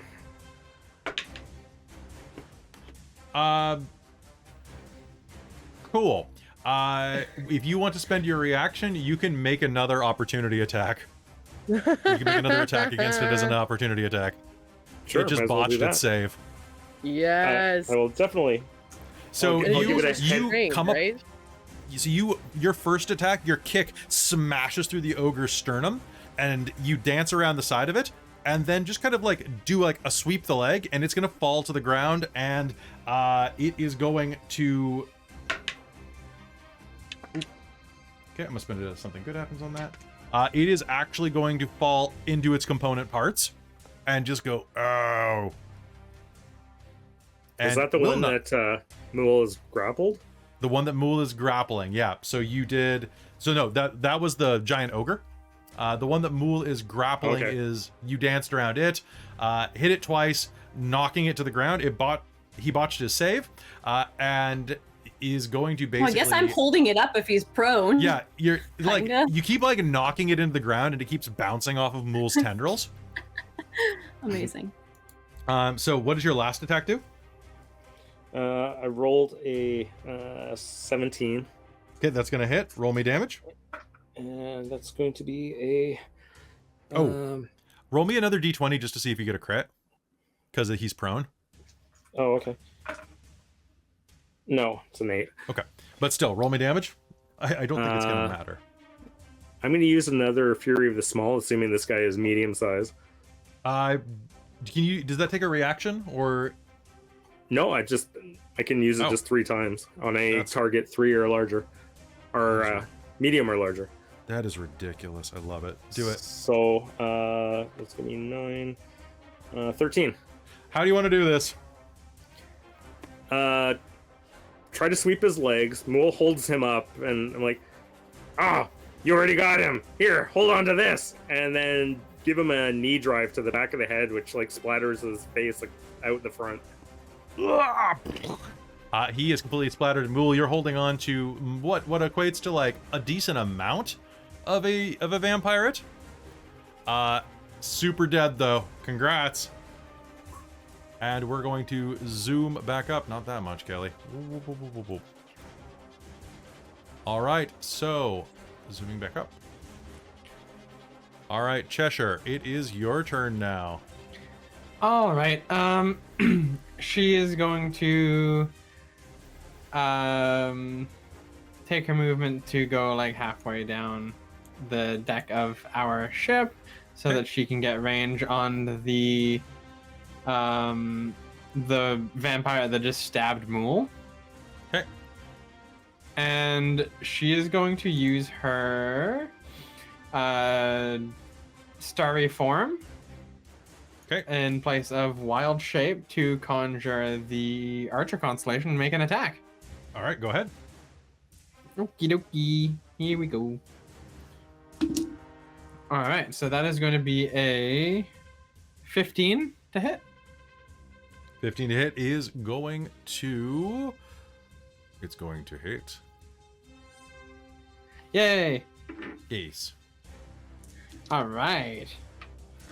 So that's gonna hit and do.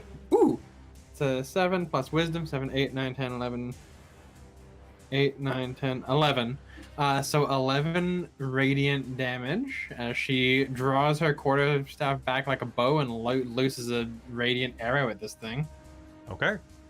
11 radiant damage, you say? Yes. Okay, so Hopefully that is- give her a bad feeling. In her Okay, chest she is going to area. fire off into her, and she's going to shriek as she begins to become ignited with holy fire. Is going to take 22 points of damage from that because of the vulnerability, and is going to shriek and start trying to put herself out to no avail. Do you have anything else you can do with your turn? No, that's action and bonus action. Sounds good. All right. On the other side, the vampirates are going to, one at a time, completely freak out and nope away from this as they are turned. They are going to leap into wild space. So that's 1 action, 2 action, 3 action, 4 action. All right. All right. All 4 of them that are not dead, well, you know what I mean, are going to leap into wild space and go vroom, back as you're still going at like breakneck speed. And they're going to float in the void for a few hundred years, you know, as it is. So, As you do. God damn, Francis. All right, back on the other side, we have Mulj. Mulj, what do you do, my friend? All right, so I'm currently holding a part of a vampirate, and I'd then say there like is one. at least 40% of one, yeah. But it looks, is it seemingly dead? Oh yeah, it's gonna start to turn to ash. All right, Mulj's going to drop it, is going to turn, because there should be one right behind them, I think, that chomped on them before. There's one that's I chomping on remember. your butt right now that just got hit with radiant fire. Yes. And screaming into your butt, which is gonna cause your butt to go and kind of bubble up. Oh my god. You got a bubble Important butt. question. Is activating a magical tattoo possible while raging? Because it's not casting a spell and it doesn't require concentration. Yes, I think that's fine. Okay, I'm It's the activating. equivalent of turning on a lightsaber, right? So like you can do that while raging. You I can still do figured it object was interaction. fine. But yeah, okay. You just punch it, you're I'm like, activating "Angry!" my tattoo. So the like swirls of kind of like slightly darker tones in Mulj's slime will start to darken and start to kind of like glow like blue. And they're going to turn around. Well, I guess they don't really have to. They can just kind of like attack behind because they're made of. Yeah. Anyway, so they're just going to basically reverse their limbs and going to a. So I have extra attacks. So I'm applying 2 attacks while raging with activated fun tendrils things to the thing directly behind me. I don't. Oh, I would like to also reckless attack so that I have advantage. And does reckless sounds attack good to give me. anything else other than advantage? I need to double check that. It has been a moment. No, it just gives me advantage. Okay. Okay. So give me a sec here. So first attack is 23. Yep. Yep. Second attack is 26. Yep. So that's 2 attacks. All right. This is not going to go well for this thing. No, it's not. I Unless almost roll feel really bad terrible for it. damage. Why would you feel bad? Okay, so the thing with my tattoo is that it gives me an extra D. What is it? A D. Extra 1d6 force damage. Yes. Okay. Yeah. Give me the total. Let's do it. Okay. Oh, Hurt that me. was not a happy number. Okay.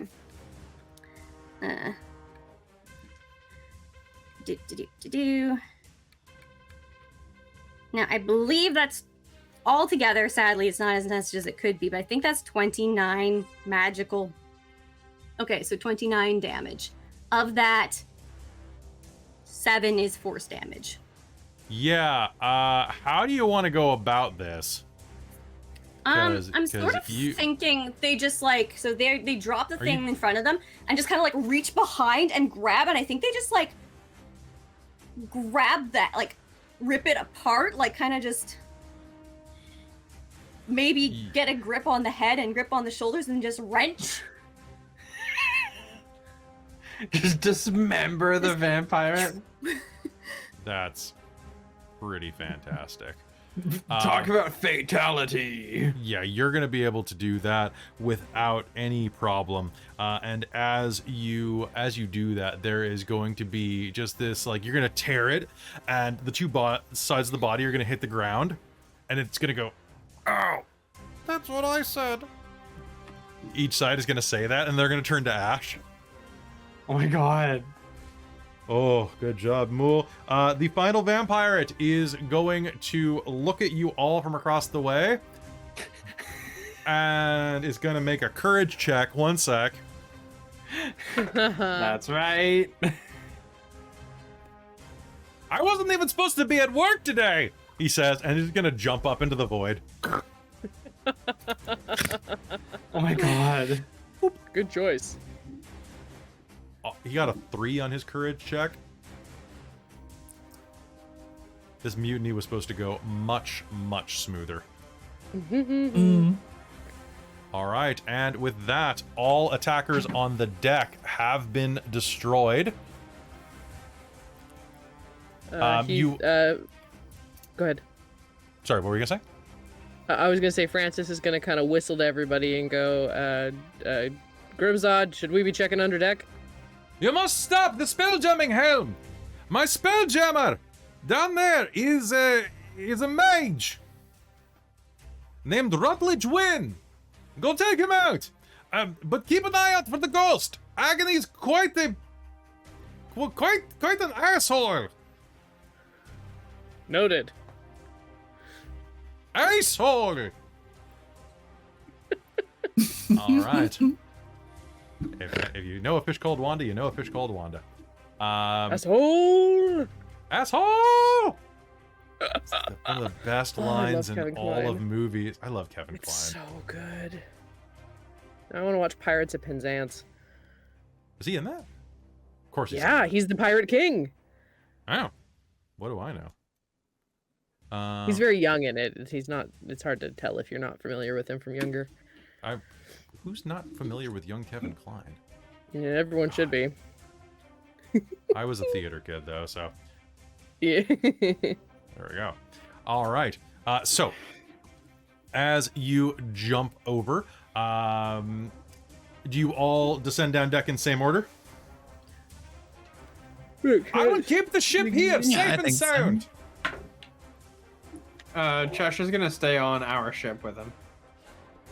Okay, that sounds I good. presume Commodore Crux is as well. Commodore Crux went under to protect Right. Coppola, just in case anybody boarded. Yes. Okay. Cool. Okay, and 1 sec, I'm just rewriting the initiative chart. With that, you're going to leap onto the next ship and begin boarding down into the lower decks, heading down into the decks below, working your way down into the cargo hold and to where the spelljamming vessel, or pardon me, the spelljamming helm is. Helm. Yeah, the spelljamming helm. You know what I was saying. Now, this ship's layout is not that dissimilar to your own and should not be much of a problem to reach. Moving down, so let's see. So it's... And you were going as well, right, Francis? Yes. Question on moving down. Yes. Where it says to cargo deck, is there like a nice dramatic set of grates we can mysteriously see through, or is it closed? There is a set of grates you can see through, absolutely. However, actually, let's go back for a sec, just to be a little more clear about the layout of this ship. So we'll go back right here, and I will explain. So the stern castle and the forecastle are the parts of the deck that are lifted off of everything. The spelljamming helm is underneath the stern castle, so you don't actually have to go into the cargo deck to do it. Oh, okay, that's good to know. I assumed we'd have to go further into the ship. Okay, cool. No. Well, This that is sounds good. Never mind. Then I will not sneak my way underneath nefariously to no end. you. I thought it was on the very bottom. Nope. It's in room number 5. Ooh. Let me. Okay. I will triple check real quick, but I'm pretty sure. Because I thought the steerage deck meant that was where you steered from. No. But maybe no. it's different on their ship. You steer from the stern castle. Oh. Steerage I is don't know On why- a normal boat. cargo. Yes. Yeah. Steer, the word doesn't make any sense at all. We'll just put it out there. No. And as you are headed down, you open this door. Anybody who is coming through here, I would like a stealth roll, please. Ooh. Actually took stealth as one of my proficiencies today. Didn't help.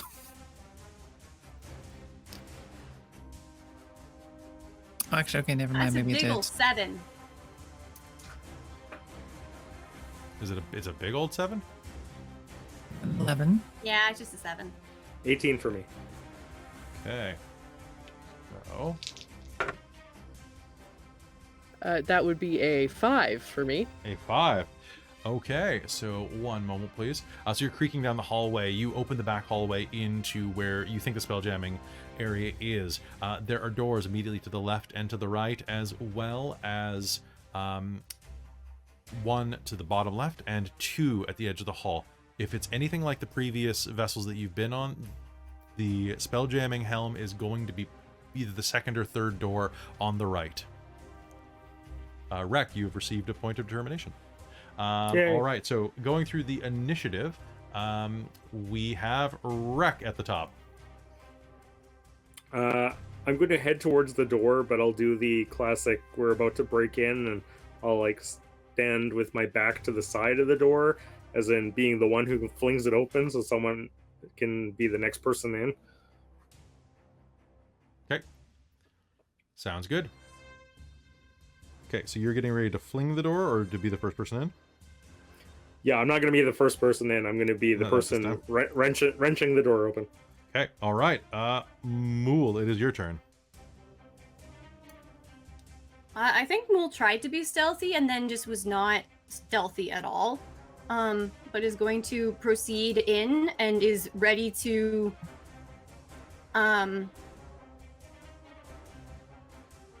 yeah, I think they're gonna enter and get ready to rage on sight of an enemy.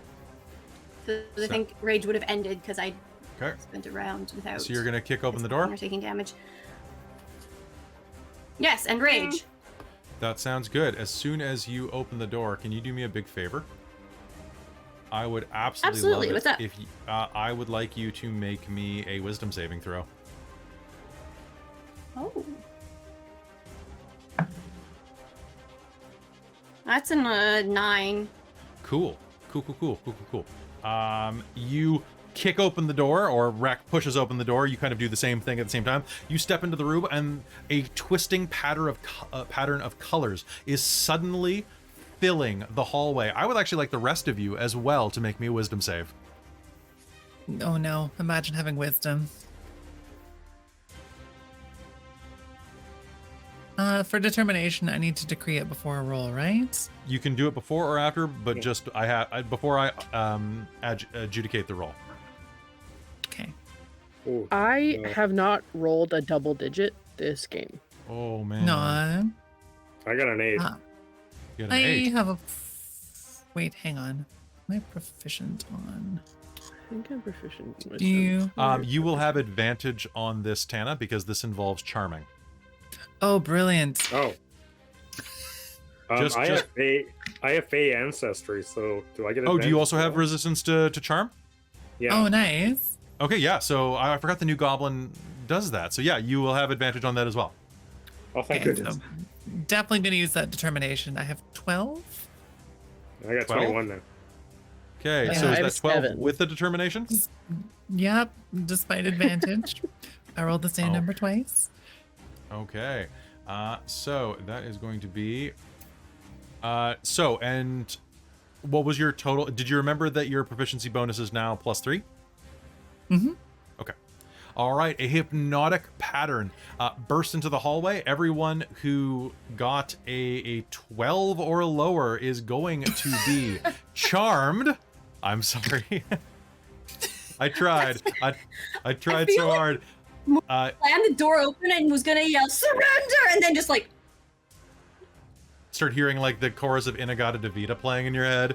Womp womp bo-do-do-dum, womp womp womp bo-dum, womp bo-do-bo-womp. As a vampiric mage is sitting in the spelljamming chair, holding up a readied spell that went off, If you fail to save, you are going to become charmed for the duration and will become incapacitated with a speed of 0. So Francis was probably right about here. Tana was like right kind of like in the doorway because this map was not designed for humans. Okay, Mulj, you are incapacitated. Tana, you are incapacitated. Francis, What? you're incapacitated. What'd you say, Tana? Oh, I was just saying kabla dramatically. Okay, yeah, fair. And Yeah. Rutledge is going to... He didn't think... Honestly, he's going to go... Actually, honestly, I didn't think I would get this far.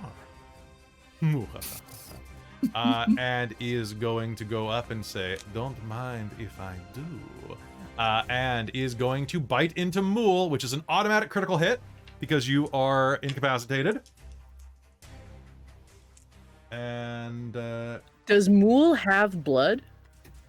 No, no, he'll they're just a realize jelly this. snack. He'll realize this is gonna taste awful in a second. Why do people having blood? Why does that have to be such a critical component in so many of our games? Netherdeep, it's Caitlyn. Because blood, everybody's got blood. Unless they Mule's don't. a jelly snack. Except Probably for expect Mulj. them to taste So like that blue is- raspberry or something. And- Gosh, like one of those We little don't. tubes of jelly. It's All like, right, punch my mic you and are just going like- to take, oh boy, 35 points of necrotic damage as he tucks a bib into his shirt and is going to scoot the spelljamming helm up to you and go, don't mind if I do, and is going to bite into you. Delivering a ton of necrotic damage. Of course, he thinks he got everybody, and he doesn't see Wrek, because Wrek's short. Wrek, it's your turn. What do you do? Well, I guess if he's preoccupied, nomming on the ones that he thought was charmed, I'll probably be like, "Hey, you can't bite my friends! Bite this!" and run over and plant a boot in his belly. That sounds fantastic. Rushing up, you will plant a boot in his belly. Make me an attack roll. 22 and 23. Oh yeah, those are both gonna hit. Mulj, also, if you take damage, you are no longer charmed. Oh, excellent. So you are suddenly gonna be like, what the hell? As Wrek runs through you and starts kicking the hell out of this vampirate mage. So it's going to be 4, 8, 16, 15. 15 points of damage. 15 points of damage. Are you using, do I have to make strength saves to not be prone? No, I'm not using Flurry of Blows, but I am going I to see. use a Stunning Strike on this last shot. So, Okay. which is hitting with a 20, dirty 20, Okay. and is to make a Constitution save or be stunned. What's my DC?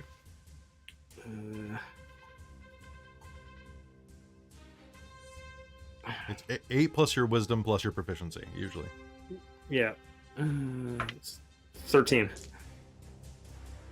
13? Yeah. Okay, I rolled a 12.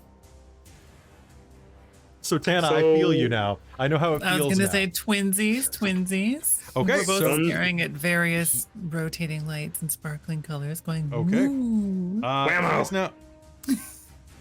He is whammo stunned. He's still sitting in the spelljamming chair, going.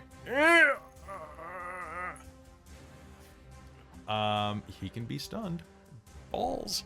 Okay. So Wrek, that's the end of your turn. Yeah, that's it for me. Mulj, it is your turn.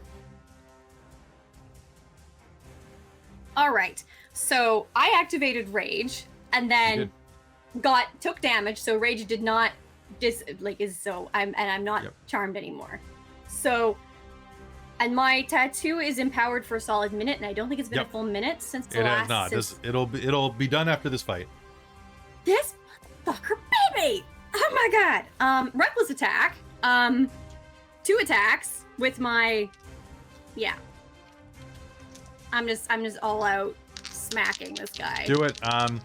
He is incapacitated, or stunned. So, I believe you have advantage on these rolls. Oh, okay. Because I was going to use reckless attack anyway. But I will just. So one attack is a 26. Yep, that might hit. And the other one's a 23. Wow. Okay. All right. So because he's incapacitated as well, just a quick This note. isn't auto. No, crit, that's does not it? the auto. That's that's restrained that you have that. So I always get those two mixed up. I don't know. It's one of my flaws. So that is going to be what was the second hit? 20 something? 23. Yeah, that's an absolute hit. Mess him up. Oh man, if I could actually roll damage rolls all right. Okay, one sec.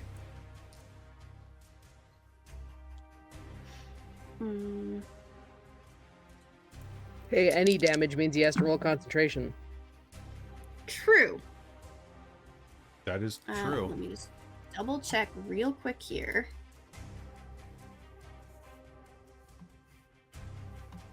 Uh, 19. Well, actually, he would have popped his concentration the moment that Wrek stunned him. So That's right. also, I rolled really poorly when Wrek hit me. So even if that's not the exact roll, that is what's going to happen. Yeah, so it's 19. 19? Oh no. Magical. Oh no. Oof. All right, so slamming into him twice. He's still in the chair as you're just beating him. Now the spelljamming helm is sitting in this like tall black legless wooden chair with shackles bolted to its armrest. Red crystals sprout from its underside and project kind of a red pentagon on the floor that stabilizes it while it kind of swivels. Whoop, whoop, whoop. And Mulj, that is your turn. Tana or Francis, it is your turn. You're both free of the charm. Oh, I missed the pretty lights. You can go for it if you know what you want to do. Not specifically. It doesn't look like there's a lot of room in there. I'm not even really sure I can get through the hallway looking at the map. I guess I could teleport in and do some stabbing. You could teleport in, or you could do ranged attacks over Mulj. Let's do a little teleport in to the rear, and then do some good old stabbing. I'm just gonna complain about missing the pretty lights, and then go, oh well, poof, boo, stab. All right, that sounds fantastic for me. I rolled What'd you a get? 1. Now, Just completely abysmal dice rolls today. your dice rolls, Oh my man. God. Yeah. So I gotta smooch my movement dice. you have advantage because he's stunned. So you have advantage. Okay, that's a little bit better. 22. Yeah, that's way better than 1. So your Yes, first attack slightly. goes ha, and you stab. Ignore that one. Yeah, so I'll say that you like take 2 swings. The first one's just gonna stab into the chair next to him, Okay. and you go, oh yeah. So 14, 18? 18. And is this just normal damage? Yeah, I mean it looks spooky, but unfortunately Shadowblade doesn't give you any cool damage. It's just Okay. dramatic. All right, so you're gonna stab into him, and he's gonna, because he's stunned, he does nothing. That sounds good. And it is a solid hit though. Like black ooze and ash is gonna start to go out of the hole you just cut in him. And Francis, it is your turn. What would you like to do? So you can't really get into the room. Okay. I'm just gonna throw a little cantrip at him and cast Word of Radiance and do 2d6 of radiant damage. Can he make me a Constitution save, please? I have to check. It's not something very real high. quick. It's only a 13. Yeah, but I have to check something real quick. Okay. Constitution saves. Yeah. Okay. He got a nat 20. Fuck. Okay. Does nothing then. So that is a cantrip. He's so that immune is, to radiant things. it like you start lighting it up, and you're still kind of dazed by the hypnotic patterns, and you go, ugh, and you end up just lighting a halo around Tana's head. I'm Do gonna write you have any other fanfiction about myself now. So that is an action. Do you have any bonus actions that you want to use? No. All of my bonus actions are when you make an attack. You could, you know what? He's restrained. You could push through Mulj and make it into the room if you wanted to. No, because like I need to make an attack and then I can do something else. But because I use Guiding Bolt, that's my action. So I don't have any bonus actions that allow me to do other things. Okay. Does it not use a However, ranged attack? It doesn't, yes, does but, it? but it's a melee. It's all of my stuff is when you make a weapon it attack. specifies. Dang nabbits. Yeah, exactly. I know. No, I appreciate that. Well, you know what? I will actually. Hang on. No. I'm good. I am going to cast Mass Healing Word. Oh, okay. And just help everybody out a little bit. Sure. That sounds great. That's a bonus action? Yeah, it sure is. Oh, God, man. I need to play a cleric. But it only does a D4, so... Yeah, it's not nearly as cool as it sounds, but it is really quite dramatic. Yeah, if everyone's like real close to or you have a bunch of friends down, it brings everybody back up. But a D4 is 3 plus spellcasting ability, which is plus 2, so that's 5. All right, everybody's take 5 going to hit heal points. 5 hit points. All right, it is Rutledge's turn. Rutledge is going to go...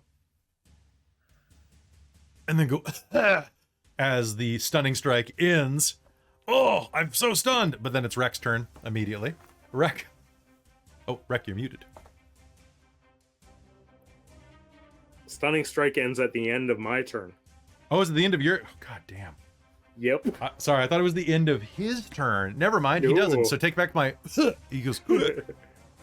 and he's just stunned. It is your turn again, Wrek. Oh, good. Well, let's try that again. And I will start giving him a flurry of kicks and add a stunning strike to the end again. Don't spend the key point quite yet. We'll just put it that way. Yeah, he is yeah, badly bruised. I'm honestly picturing that Wrek's gonna jump up, grab the roof, and twist his head off with his feet, like a gorilla. Yeah, just give him a couple kicks to either side of the ear and watch them start indenting. Like Fist of the North Star style. Do it. Yeah. Okay, so... oh, I actually fumbled on the first one. Okay. Now, are you rolling with advantage because he's still stunned? Oh yeah, he's still stunned. All right. It's the monks are so good. They're too good, I keep guys. forgetting about that garbage. Okay, so that's... I can take it away if you don't like it. No! So that's a 17. That's gonna hit. Second one is a... wow, I keep rolling double 4s. So that's an 11. Okay. And... now you have a point of determination. sure, let's put that one up to 13 then. That'll be 14 then. If it was an 11. Because you're plus 3 now. Are we? Oh, okay. Yeah, because you go to level 6. So last one hits with a 21. Yeah, roll me damage, bud, on all 3 of them. Okay, 1, 2, 3. So 8, 9, 10, 14, 15. So that's gonna be 19. Plus, I'm gonna throw the stunning strike on that last one. You know what? Don't worry about stunning strike. Rather, tell me what you're gonna do to his corpse. Yeah, pretty much just like give him a bunch of roundhouse kicks, alternating my legs, so his ears slowly start indenting on either side until his head looks like an hourglass. All right. So they're going to indent on either side until his head is dented like an hourglass, and he's just gonna. My only regret. I have actually quite a few. And he's gonna just collapse into ash. Oh, that's then unfortunate. Then suddenly there's gonna be a jerk as the ship begins to slow down with no longer someone behind the spelljamming helm.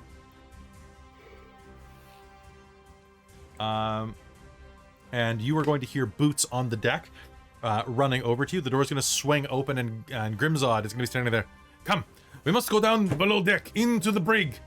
The ghost Agony is around here somewhere. Cheshire, you can probably come over now. Yeah, she's gonna come on over. All right. So Cheshire is kind of like standing right behind him as he says that. He's turning going, oh, you scared me. Like, hi. Are we still in combat rounds? Vaguely, sort of. Okay. May I take a second while we're walking around to cast Spirit Guardians? Yes, you may. Sick. I will drop my smite that I was holding on to and cast Spirit Guardians. Okay, so just one sec. And that's all. Oh no, not all my spells. All right. Are you ready to do something dramatic? Always. Yeah. Always. Francis will smack their hammer down, and a whole bunch of like glittering, cool-looking fish will start surrounding them. Always. Then, as they say, Alonzi! And he is going to do a running jump and hop down the cargo hold. Awesome. And land on the... So there are two cargo holds. There's a lower and an upper, and then there is like a trap door on there. So he's going to jump down, and he's going to not do it. He's going to just hit the ground and bounce and go, ugh. Oh yes, the lever. And he's going to run over and pull the lever. So you're going to hear... All right, it's clear for you. Cheshire's gonna float on down. Okay, so let's go in initiative order as we are doing this. So Wrek, you're still first. I will jump down there as well. Cool. All right, so it is a 20, let's see, about a 20-foot fall. So what I'm going to ask from you is, because I think that falling rules are dumb. I'm assuming being a monk, I can use my slow fall, which You can use your subtracts 30 slow fall damage. without a problem. Yeah, you're great. Spread so my you're gonna arms land- like a flying squirrel. Okay, you're going to land there. Then Cheshire, you are going to be able to float down as well immediately. And as both of you hit the ground, you are going to see that the ghost of a tiefling is immediately kind of hovering around in front of you and is going to lurch forward as you approach or as you land. And Wrek, I think I want to do this to you, but I'm not that smart. So, you know what? I think I would pick you. So make me a saving throw. Just any old saving throw? A charisma saving throw. Pardon me. Oh, why would you go after my charisma? Sorry, if I seem a little stuttered today, man. folks, I didn't sleep last night, so I'm a little. I'm holding it together. Well, does it help if I roll a -1? Excellent. All right. This will do nicely. And Cheshire, you're going to land in the hole. And so that happened the moment you landed then, Wrek, because it was a held action. So Wrek, do me a favor. Can you make... Does not gain access to the target's class features or proficiencies. Cool. Can you make me two basic attacks against Cheshire with your bare hands? Sure. Or do you have a weapon? And I'm going to use a I reaction have darts, but no, I don't have a weapon. Okay.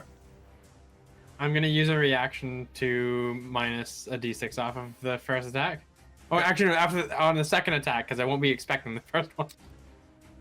I'm going to assume that because they don't get your class features, they still get the ability to punch with your strength, I'm going to say. Because otherwise would this gets imagine way so. too complex. Yeah. Yeah. Even though it's a class feature. This is just straight up. And can you take -6 off of your second attack, please? Noise. Off of the second attack? Yeah, off the hit. Not damage, of course. Okay. So the first one is hitting you with a 26. Oh god, yes. And the second one at -6, so that's 10. Hey, that misses! Okay, so the first one's going to crank you right in the side of the jaw, though. Can you roll me damage for that, Wrek?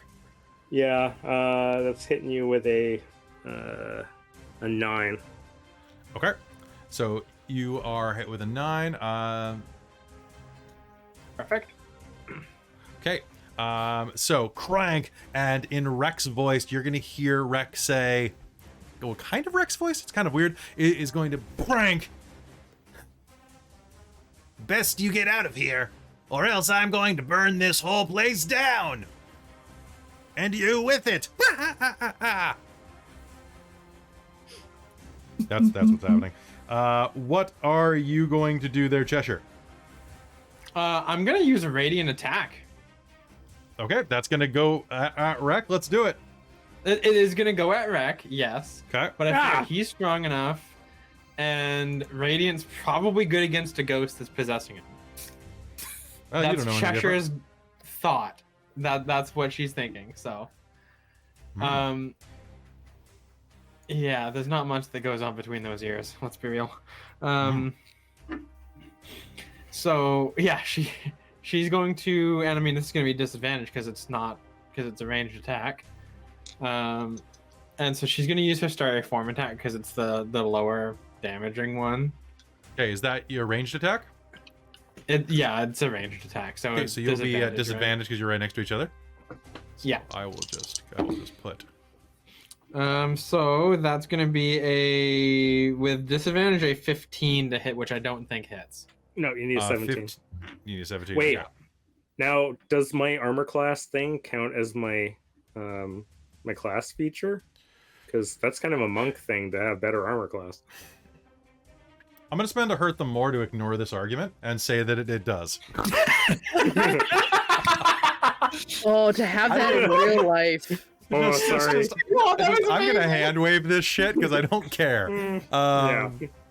So I'm going to say that your basic stats from your armor class to your perceptions to your basic attacking power, I'm going to say that you get access to everything except for the features, like the active features, not the passive Okay. ones.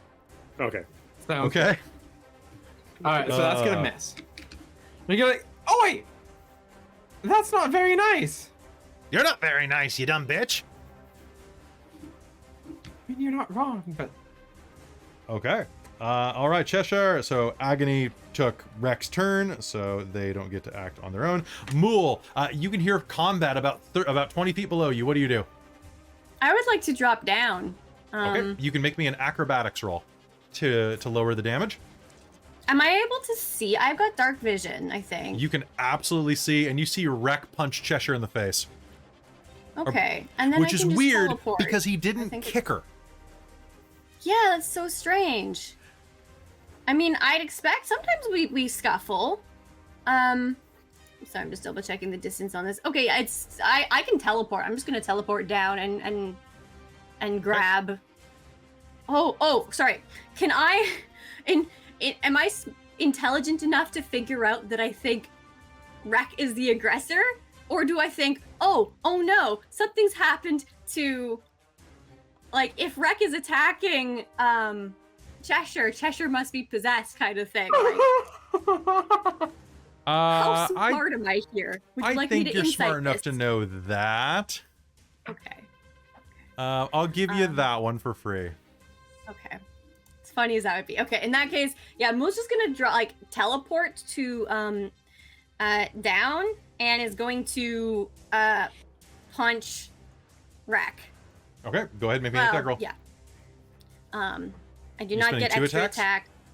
attack. No, because the teleport only gives me a single attack as part of my teleport action.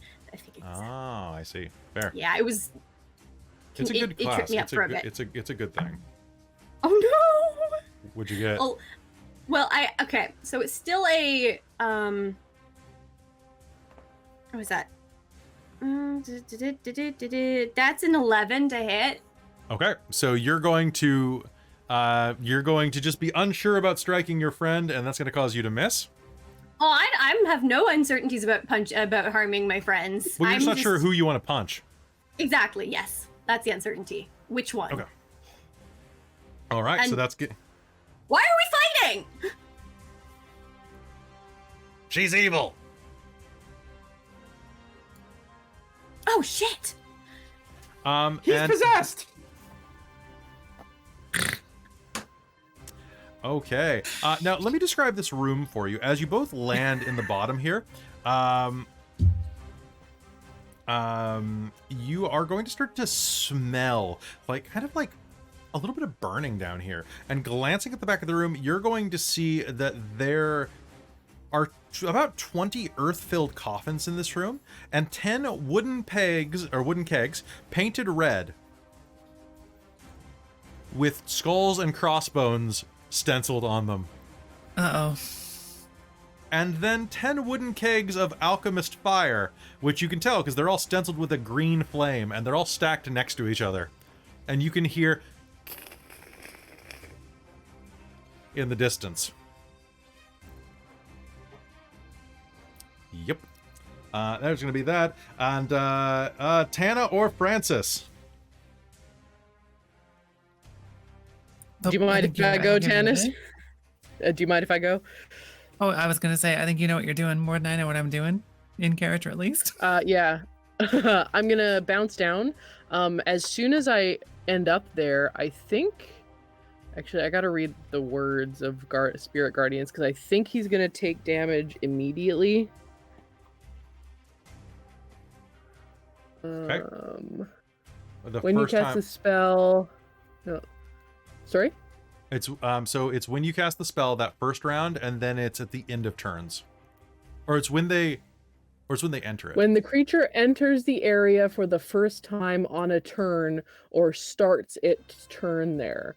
So it won't never mind, it won't take damage until the beginning of its round. Fair. So you're going to drop down. Can you make me an acrobatics check? Can I do athletics? Not to negate damage on a landing like this, I'm going to say. Damn it. Oh, that's a 15. Okay, so you are going to take like 1 point of damage. Okay. you're gonna like ooh that ankle ooh. Oh, you're gonna ice that later. Your knees you're gonna feel that tomorrow. Ooh.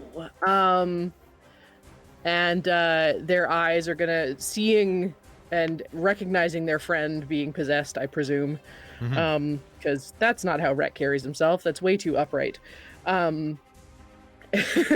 He's like snapping spinal vertebrae as he's stretching. Ow. Yeah.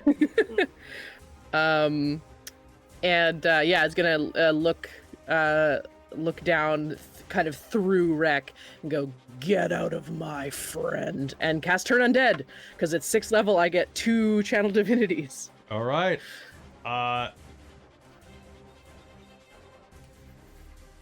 This guy probably has a high wisdom, unfortunately, though. Yeah, that doesn't help if you roll a 5. Okay, so with Turn Undead, the ghost is going to depart from the body screaming, "Fuck you!" as it screams and vanishes, rushing out of the... It doesn't move until its turn, so it's still going to take the damage from the Spirit Guardians at the beginning of its turn. So they are going to be turned. I'm going to say that they're forced out. That does cause the possession to end. So they are going to go out 5 feet away from Wrek. At which point they will take the Spirit Guardians damage at the end of their turn. Before that, is there anything other thing you'd like to do to them, since you can now see them visibly? No, I think that's all I can do. I don't have any other bonus actions, but that it'll be 14 points of radiant damage at the beginning of their turn. Nice. And Kelly, I have a semantics question for you. Yeah. If the ghost pops out 5 feet out of Wrek, that is not an opportunity attack. Oh, opportunity attacks are only where you make a movement, right? So it's when you spend your movement. Also, it's still within 5 feet of you. Okay, fair enough. I know you want it bad. All right, so it's going to pop out, and as it does, Francis, that's your turn. Tana, it is still your turn, or is now your turn. What would you like to do? So it sounded like there was something on fire down below. Yeah. So maybe she'll start by poking her head down and seeing if she can see what that is with dark vision. So you're about you're 2 decks up at this point. Oh yeah, she's just gonna poke her head underneath and try to look before she teleports anywhere. Not really, but as you do that, Grimzod Garganhail is going to go up. What's that smell? You smell that? He looks up at you. Oh, fine. Then she's going to starlet step her way, poof, downstairs, and then sprint towards the nefarious burning smell. Okay. He's like, oh yeah, my ship is full of alchemist fire. Probably should be best to stop anything bad from happening. To be clear, she wants to cause future bad things to happen by acquiring all of this alchemist fire. Sounds good. As you round the corner, you are going to see that there is a fire behind the keg of alchemist fire, and it looks like one of them was smashed on the ground and is burning away at the other barrels of alchemist fire and gunpowder. It's about like a 10-foot square of fire. Do you have anything that you can use to put that out? Not without bonus actions that I spent teleporting, so certainly not this turn. But maybe next turn we'll figure some of that out. All right, you have a little bit of time before this blows up. The barrels are designed. It's not going to blow up in the next 6 seconds. Not in the next 6 seconds. Okay. All right, top of the initiative with Grimzod. Grimzod is going to jump down. Acrobatics check. Hey, that's great. He's gonna land and go, hey, what's the fucking deal, yo? Why are you like trying to like be such a bitch? Stop, don't mutiny. This is my ship. But like, I'm willing to share, bro. And that's gonna be his turn. Wrek, it is your turn. There is a manifested ghost right behind you, and you feel kind of funny. You remember that entire thing. It was not fun. I feel so funky. The ghost is right behind me? Yeah. Well, I'm going to lay into it with a series of kicks. Okay, I would like that. Now, I do have key-empowered strikes now, so they are magical, so I'm assuming that that might actually affect it. Yep. You can always punch a ghost, you just can't always punch a ghost well, unless you're Wrek. Yeah. So that's hitting with a 26 and 18. Yep. And then on the third one, I'm hitting with a 20. God damn. Yep, 3 hits. Okay. 1, 2, 3. 12, 15. 15, so 21. Oof. I'd say that the ghost looks about half dead, but like you're gonna like start punching parts away from it, like in the Frighteners, just like rah, like the fake skin's peeling away, like ethereal like ectoplasm is going on the walls as you are just bludgeoning this thing back to death. Fantastic hits. Cheshire, Wrek seems to be back to it because he's beating the crap out of a ghost next to you. What do you do? Perfect. And there's also fire happening down here too, right? There is a fire happening. Yep. Neat. That seems like the more pressing immediate thing because Wrek's having fun. Tidal wave. All right. If you're listening to this on podcast later, that was my time to just process that pause. I love this Tana's group sitting so there around the much. corner going, what do I do? Do I tell them to run? How can I possibly put this out? Drowns. Okay, Tana, I need you to make me a dexterity save. Oh, God, I love you all. Cheshire's dumb but stupid, okay? Am I proficient in dex saves? I don't remember if I am. Now here's a question. Here's a question. Are you having the tidal wave come from you to the back of the boat, or are you having come from the back of the boat to you? From me to the back of the boat. Okay, cool. So the ghost has to make a save too. The What? I'm gonna use my reaction to -6 off of to minus the d6 off. Fuck you! -5, please. How? I can't be -5. I botched. Oh, I thought you got something oh my really God, good. amazing. Oh my God! 1 sec. What did you get, Tana? 14. 14. Okay. What is your spell save DC? What's the DC on this, Scott? Spell save DC is 15. God Okay. damn it. I'm sorry. Okay, you're gonna take I'm 48 sorry, okay. damage. So cat roll 48. Oh, and because I add my spell attack bonus to this one too, don't I? That's your damage? No. So you do. So it's 48 Okay. bludgeoning damage, and Oh, Tana is not fuck. prone. And I got 3 8s on it. Amazing. Okay, 8, 16, 17, 18, 19, 20, 21, 22, 23, 24, 25, 26, 27, 28, 29, 30, 31 All right. points Taking of bludgeoning 31 damage. Okay. I'm sorry. And the ghost is going to take double that because they botched. The ghost, Can I because of can I Wrek, add a small flourish to this scene for yes, funsies? yes, you may. I would like this to be the moment Tana finally decides to tell people, "There's a fire. You should," and then just gets immediately tidal waved.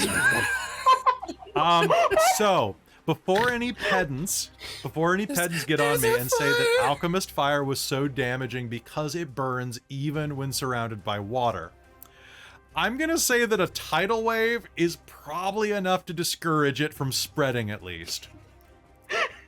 And Well, or is it? Is it It's going to magical encourage it to water spread against across magical- the entire floor? so I have it's no going idea. to, Better. you know what it's gonna do at the very least? It's gonna take the other barrels and move them elsewhere. Beautiful. The tidal wave is going to smash through. The ghost is going to go, "I'll be back," and it's going to be ripped asunder at minus 40 hit points, thanks to Wrek. See, you ride with a cleric of Dempsey's, and your fucking sea powers do awesome. You do a little like to Dempsey's. Yeah, yeah. Okay, you get a channel divinity back for the day. Until the end of this session, you get a channel divinity back. Because he's gonna be like, nice. All right, and with that was pretty good. that, some of the fire that is not extinguished is just gonna kind of like wash up and stick to the wall and start burning on the wall and things. But so if you all take just a minute to go and just casually like beat it out, it shouldn't be a problem. And I would like to instead take a minute to complain. sure, please. I'm not going to roleplay the entire minute, but you're getting an earful. Well, Like, I'm sorry, okay? I Here, am glad take that the brig is sealed hermetically, or else that would have been very, very bad for my weapon. Oh, right, the weapon. And, Where is it? Come with and me. Cheshire's gonna cast Cure Wounds on Tana at a third level. Nice. There is something else that is All right, really that useful. helps, but you still owe me a drink. Oh, Yeah, can I say yeah. my spirit guardian fish are just playing in the residual water? Yeah, one of them is just gonna bap out some of the fire. Yes. Oh, so it's gonna be 2d8 worth of Things healing. The other that. thing is that you're going to hear this kind of like draining noise because there are so many holes in the wall that it's gonna start like leaking out the floor. And take 18 points of healing, please, Tana. Sounds good. Oh my god, that was amazing. Why do the vampires keep trying to bite me? Hey, you look like a thief. Perhaps you're delicious. I don't think I am. Have you That tried was biting 3 yourself just times. to find At least out? 3 times. My friends, Yes. thank you for helping me take back my ship. Agony will be coming back probably. This kind of Agony was one of my mates a while ago. They died, and this is kind of, I believe, their anchor. I did not think they were so cranky with me. They seem like a pain. Yeah, absolute agony, yes. Was that their name before or after they died? Yes. Oh. May I show you this? Yes! I'm excited. What is it? Is it shiny? All right. Welcome. to my brig. He walks up to a door that is like, it's this brig door that's bolted from the outside and barred. And he goes over to it and goes, hey. Here. Excuse me, big guy. Big one. Yeah, you. Do you mind giving this a... The bar is kind of warped by water? Oh, yes, of course. Okay, you're going to Go easily over. be able to remove it. Oh, you're very strong. That's nice. That's good. And with that, he's going to open the door. Inside of the brig, you are going to see that an elf lies unconscious on a cot. She is clad in an ornate black dress accented with silver and gold. A high collar rises above her head. Here's the weapon I promised you. I liberated her from a star moth we destroyed a few days ago. She is unconscious right now, but, oh, look. She awakens. The remnants of your combat cause her to kind of, like, groggily look up at you. And she looks up at you, and a chill is going to run down Tana's spine. The elf's gold pupils twinkle as she speaks in a superior tone. Who are you? Name yourselves.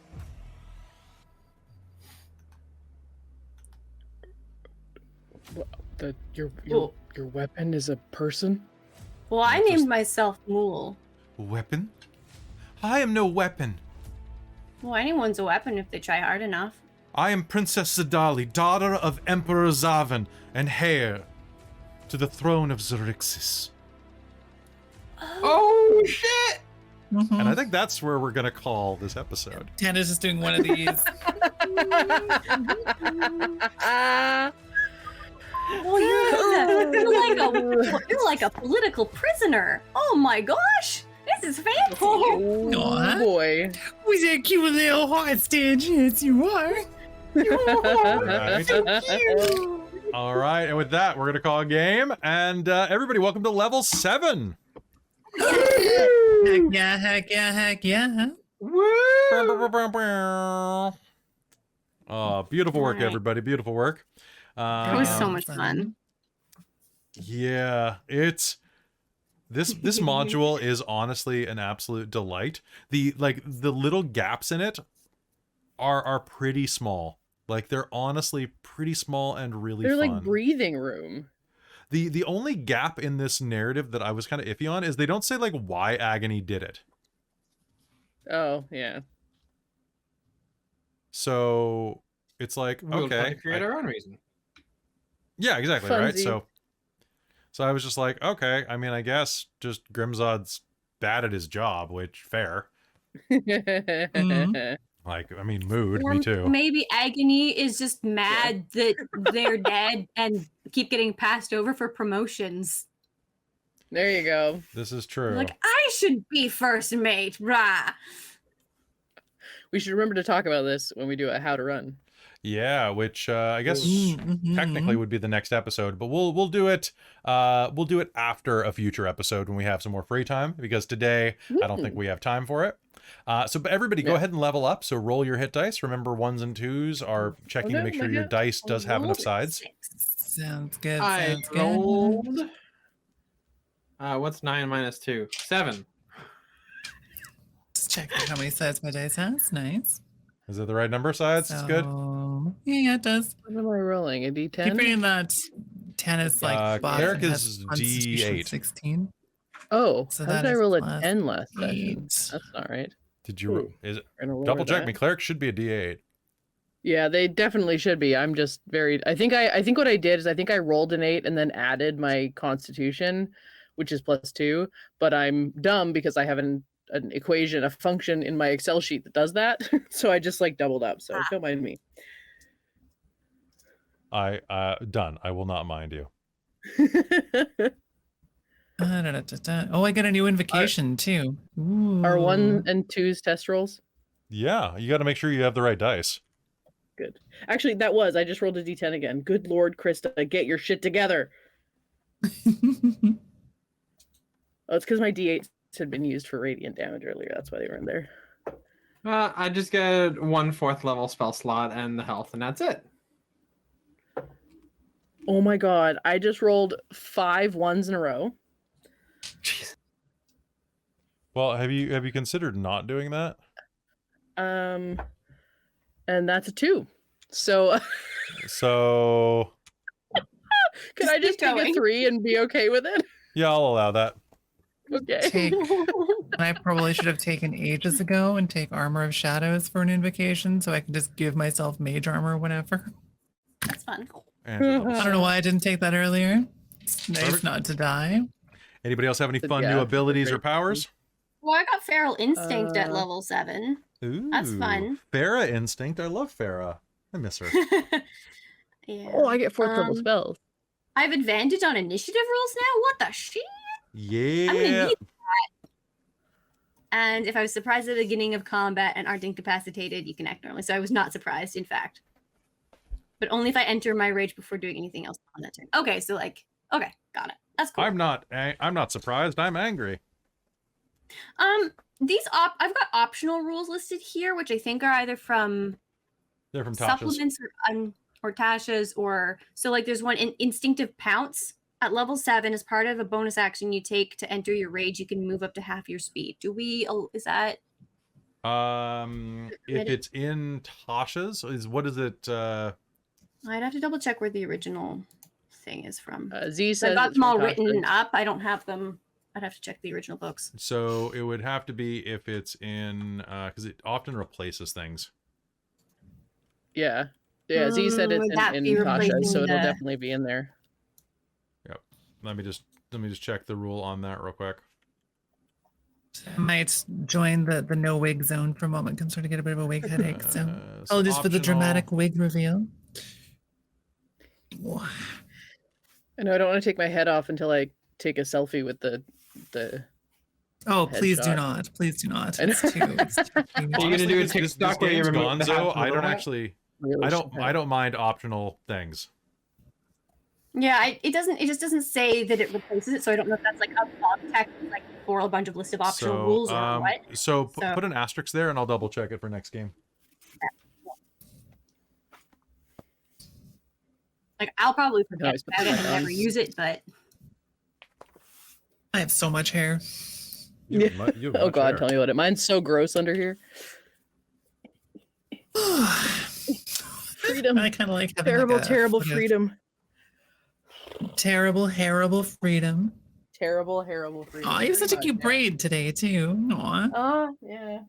I did a hair I've mask seen that overnight before. and then didn't bother to.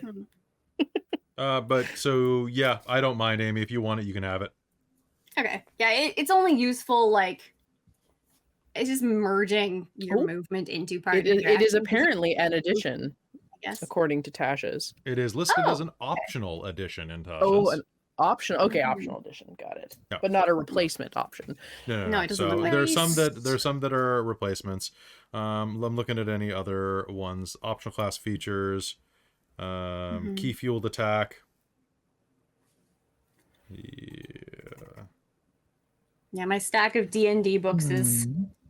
over there. Gosh, I get 1 4th level spell. I guess unless I switch a bunch of my stuff around, and it's really challenging to choose because I can choose like really cute Hmm. Tana activities, like having a cool eyeball I can command that flies around that I can see Well, through. that's obviously Or what you want like- to do. Yeah, but or That's very also good. I could get like actual ability to do damage or summon a greater demon, which sounds cool too. That's very you- cool. I think you should summon a greater demon, and we'll just have to create. Right. it. I'm demon, kind of I I'm kind think. of here for that one too. Mhm. Although can hang I'm out just for so now. happy with how that last Tidal wave. I'm like, interaction oh on- my god. Oh my god, I'm so gonna- funny. De-elf myself too. Like, Jacuse, I'm looking it through was my you. It was I'm me looking all through my along. My prepared bunny ears are spells. hiding underneath my massive hair. Don't worry about it. and I'm just like, what do I use for this? And it's like, tidal wave. This is gonna be horrible.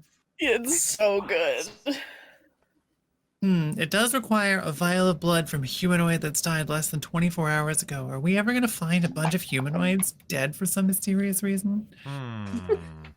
Never. I mean, All those vampires all could, exploded, didn't they? we could be the reason Most- that a humanoid is dead within That's 24 what hours. I- This module is like so like it feels very witchlight and like it's very whimsical and very like cartoon sci-fi, and then our murders are so brutal. I mean, like, That's what we do. That's what we I do. loved, like my first attack against the vampires on deck with this one was like, oh, what do you do? It's like, oh, I make a star go supernova in this thing's head. Yeah. And just Well, systematically, and anyway. Your kills were so brutal. Every time I forgot that vampires explode. So I'm gonna get a comment that's like, Kelly, vampires explode. I'm like, I know. I forgot because I didn't sleep last night, and then they kept exploding them in one turn, and I'm like, I have a horrible idea for a future attack from Mulj. start hurling exploding It vampires. includes using the amorphous parts of their body to shove a finger up their nose and just, Oh no. squish the brains. All right, good night, everybody. Anyway, so that is where we're gonna leave this episode. I'm gonna lobotomize people. It's perfect. Thank you so much for tuning into this episode of Spelljammer Light of Xaryxis. I hope you had as much fun as we did. We're going to be back in a few weeks after the holidays, but in the meanwhile, be sure to check the rest of our things. This week, we also have Strixhaven tomorrow, we have Netherdeep on Tuesday, and we have Dragonlance on Wednesday before the holidays, and then we have a bunch of content that is releasing. Our Extra Life games are going to be up in the next couple days, so you'll have at least one game a day over on YouTube. But in the meanwhile, definitely check our YouTube for back episodes. If you're looking for something to start new and you just are craving some D&D content, might I recommend maybe the Reign of Emery's campaign if you haven't watched it yet. It's a really good cohesive campaign that's done in 26 episodes or so. And it's also available on podcast slowly but surely right now. But before we go, I just wanted to remind everybody once again that we are only 5 patrons away from adding the Radiant Citadel to our rotating monthly game.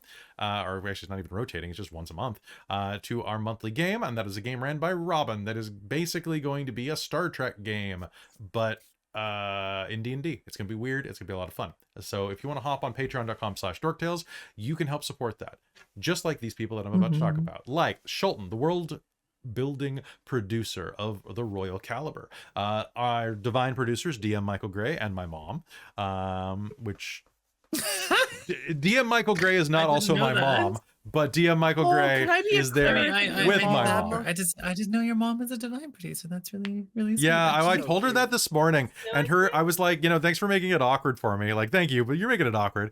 And she's like, Wayne Brady doesn't mind thanking his mom on shows. And I'm like, can you just compare me to Wayne Brady? I don't know how to feel about this. That was her defense, was Wayne Brady is fine with it. And I'm like, That's a compliment. is it a compliment? Okay, Yeah. fine. I'll take it. I'll take it. Yeah. Wayne Brady's Brady, awesome. right as we prepare to raid some on our zones. So I also need to thank my demonic producers Soul Omen and Precarious, thank you both, as well as Tammy the Forever Cleric, who is the wizard of the Patreon, and finally the princess of the Patreon, Taryn, the original Dorktales fangirl, Buddy, Amberthist, Cubby Gummy, the Traveler, and Trizelta's left leg. And his right leg. And everything above those legs. Not Almost. Trizelta's feet, though. Not Trizelta's feet. No, not even remotely. So, folks, that is going to be it for us. Thank you so much for tuning in. We'll see you later. Bye, everybody.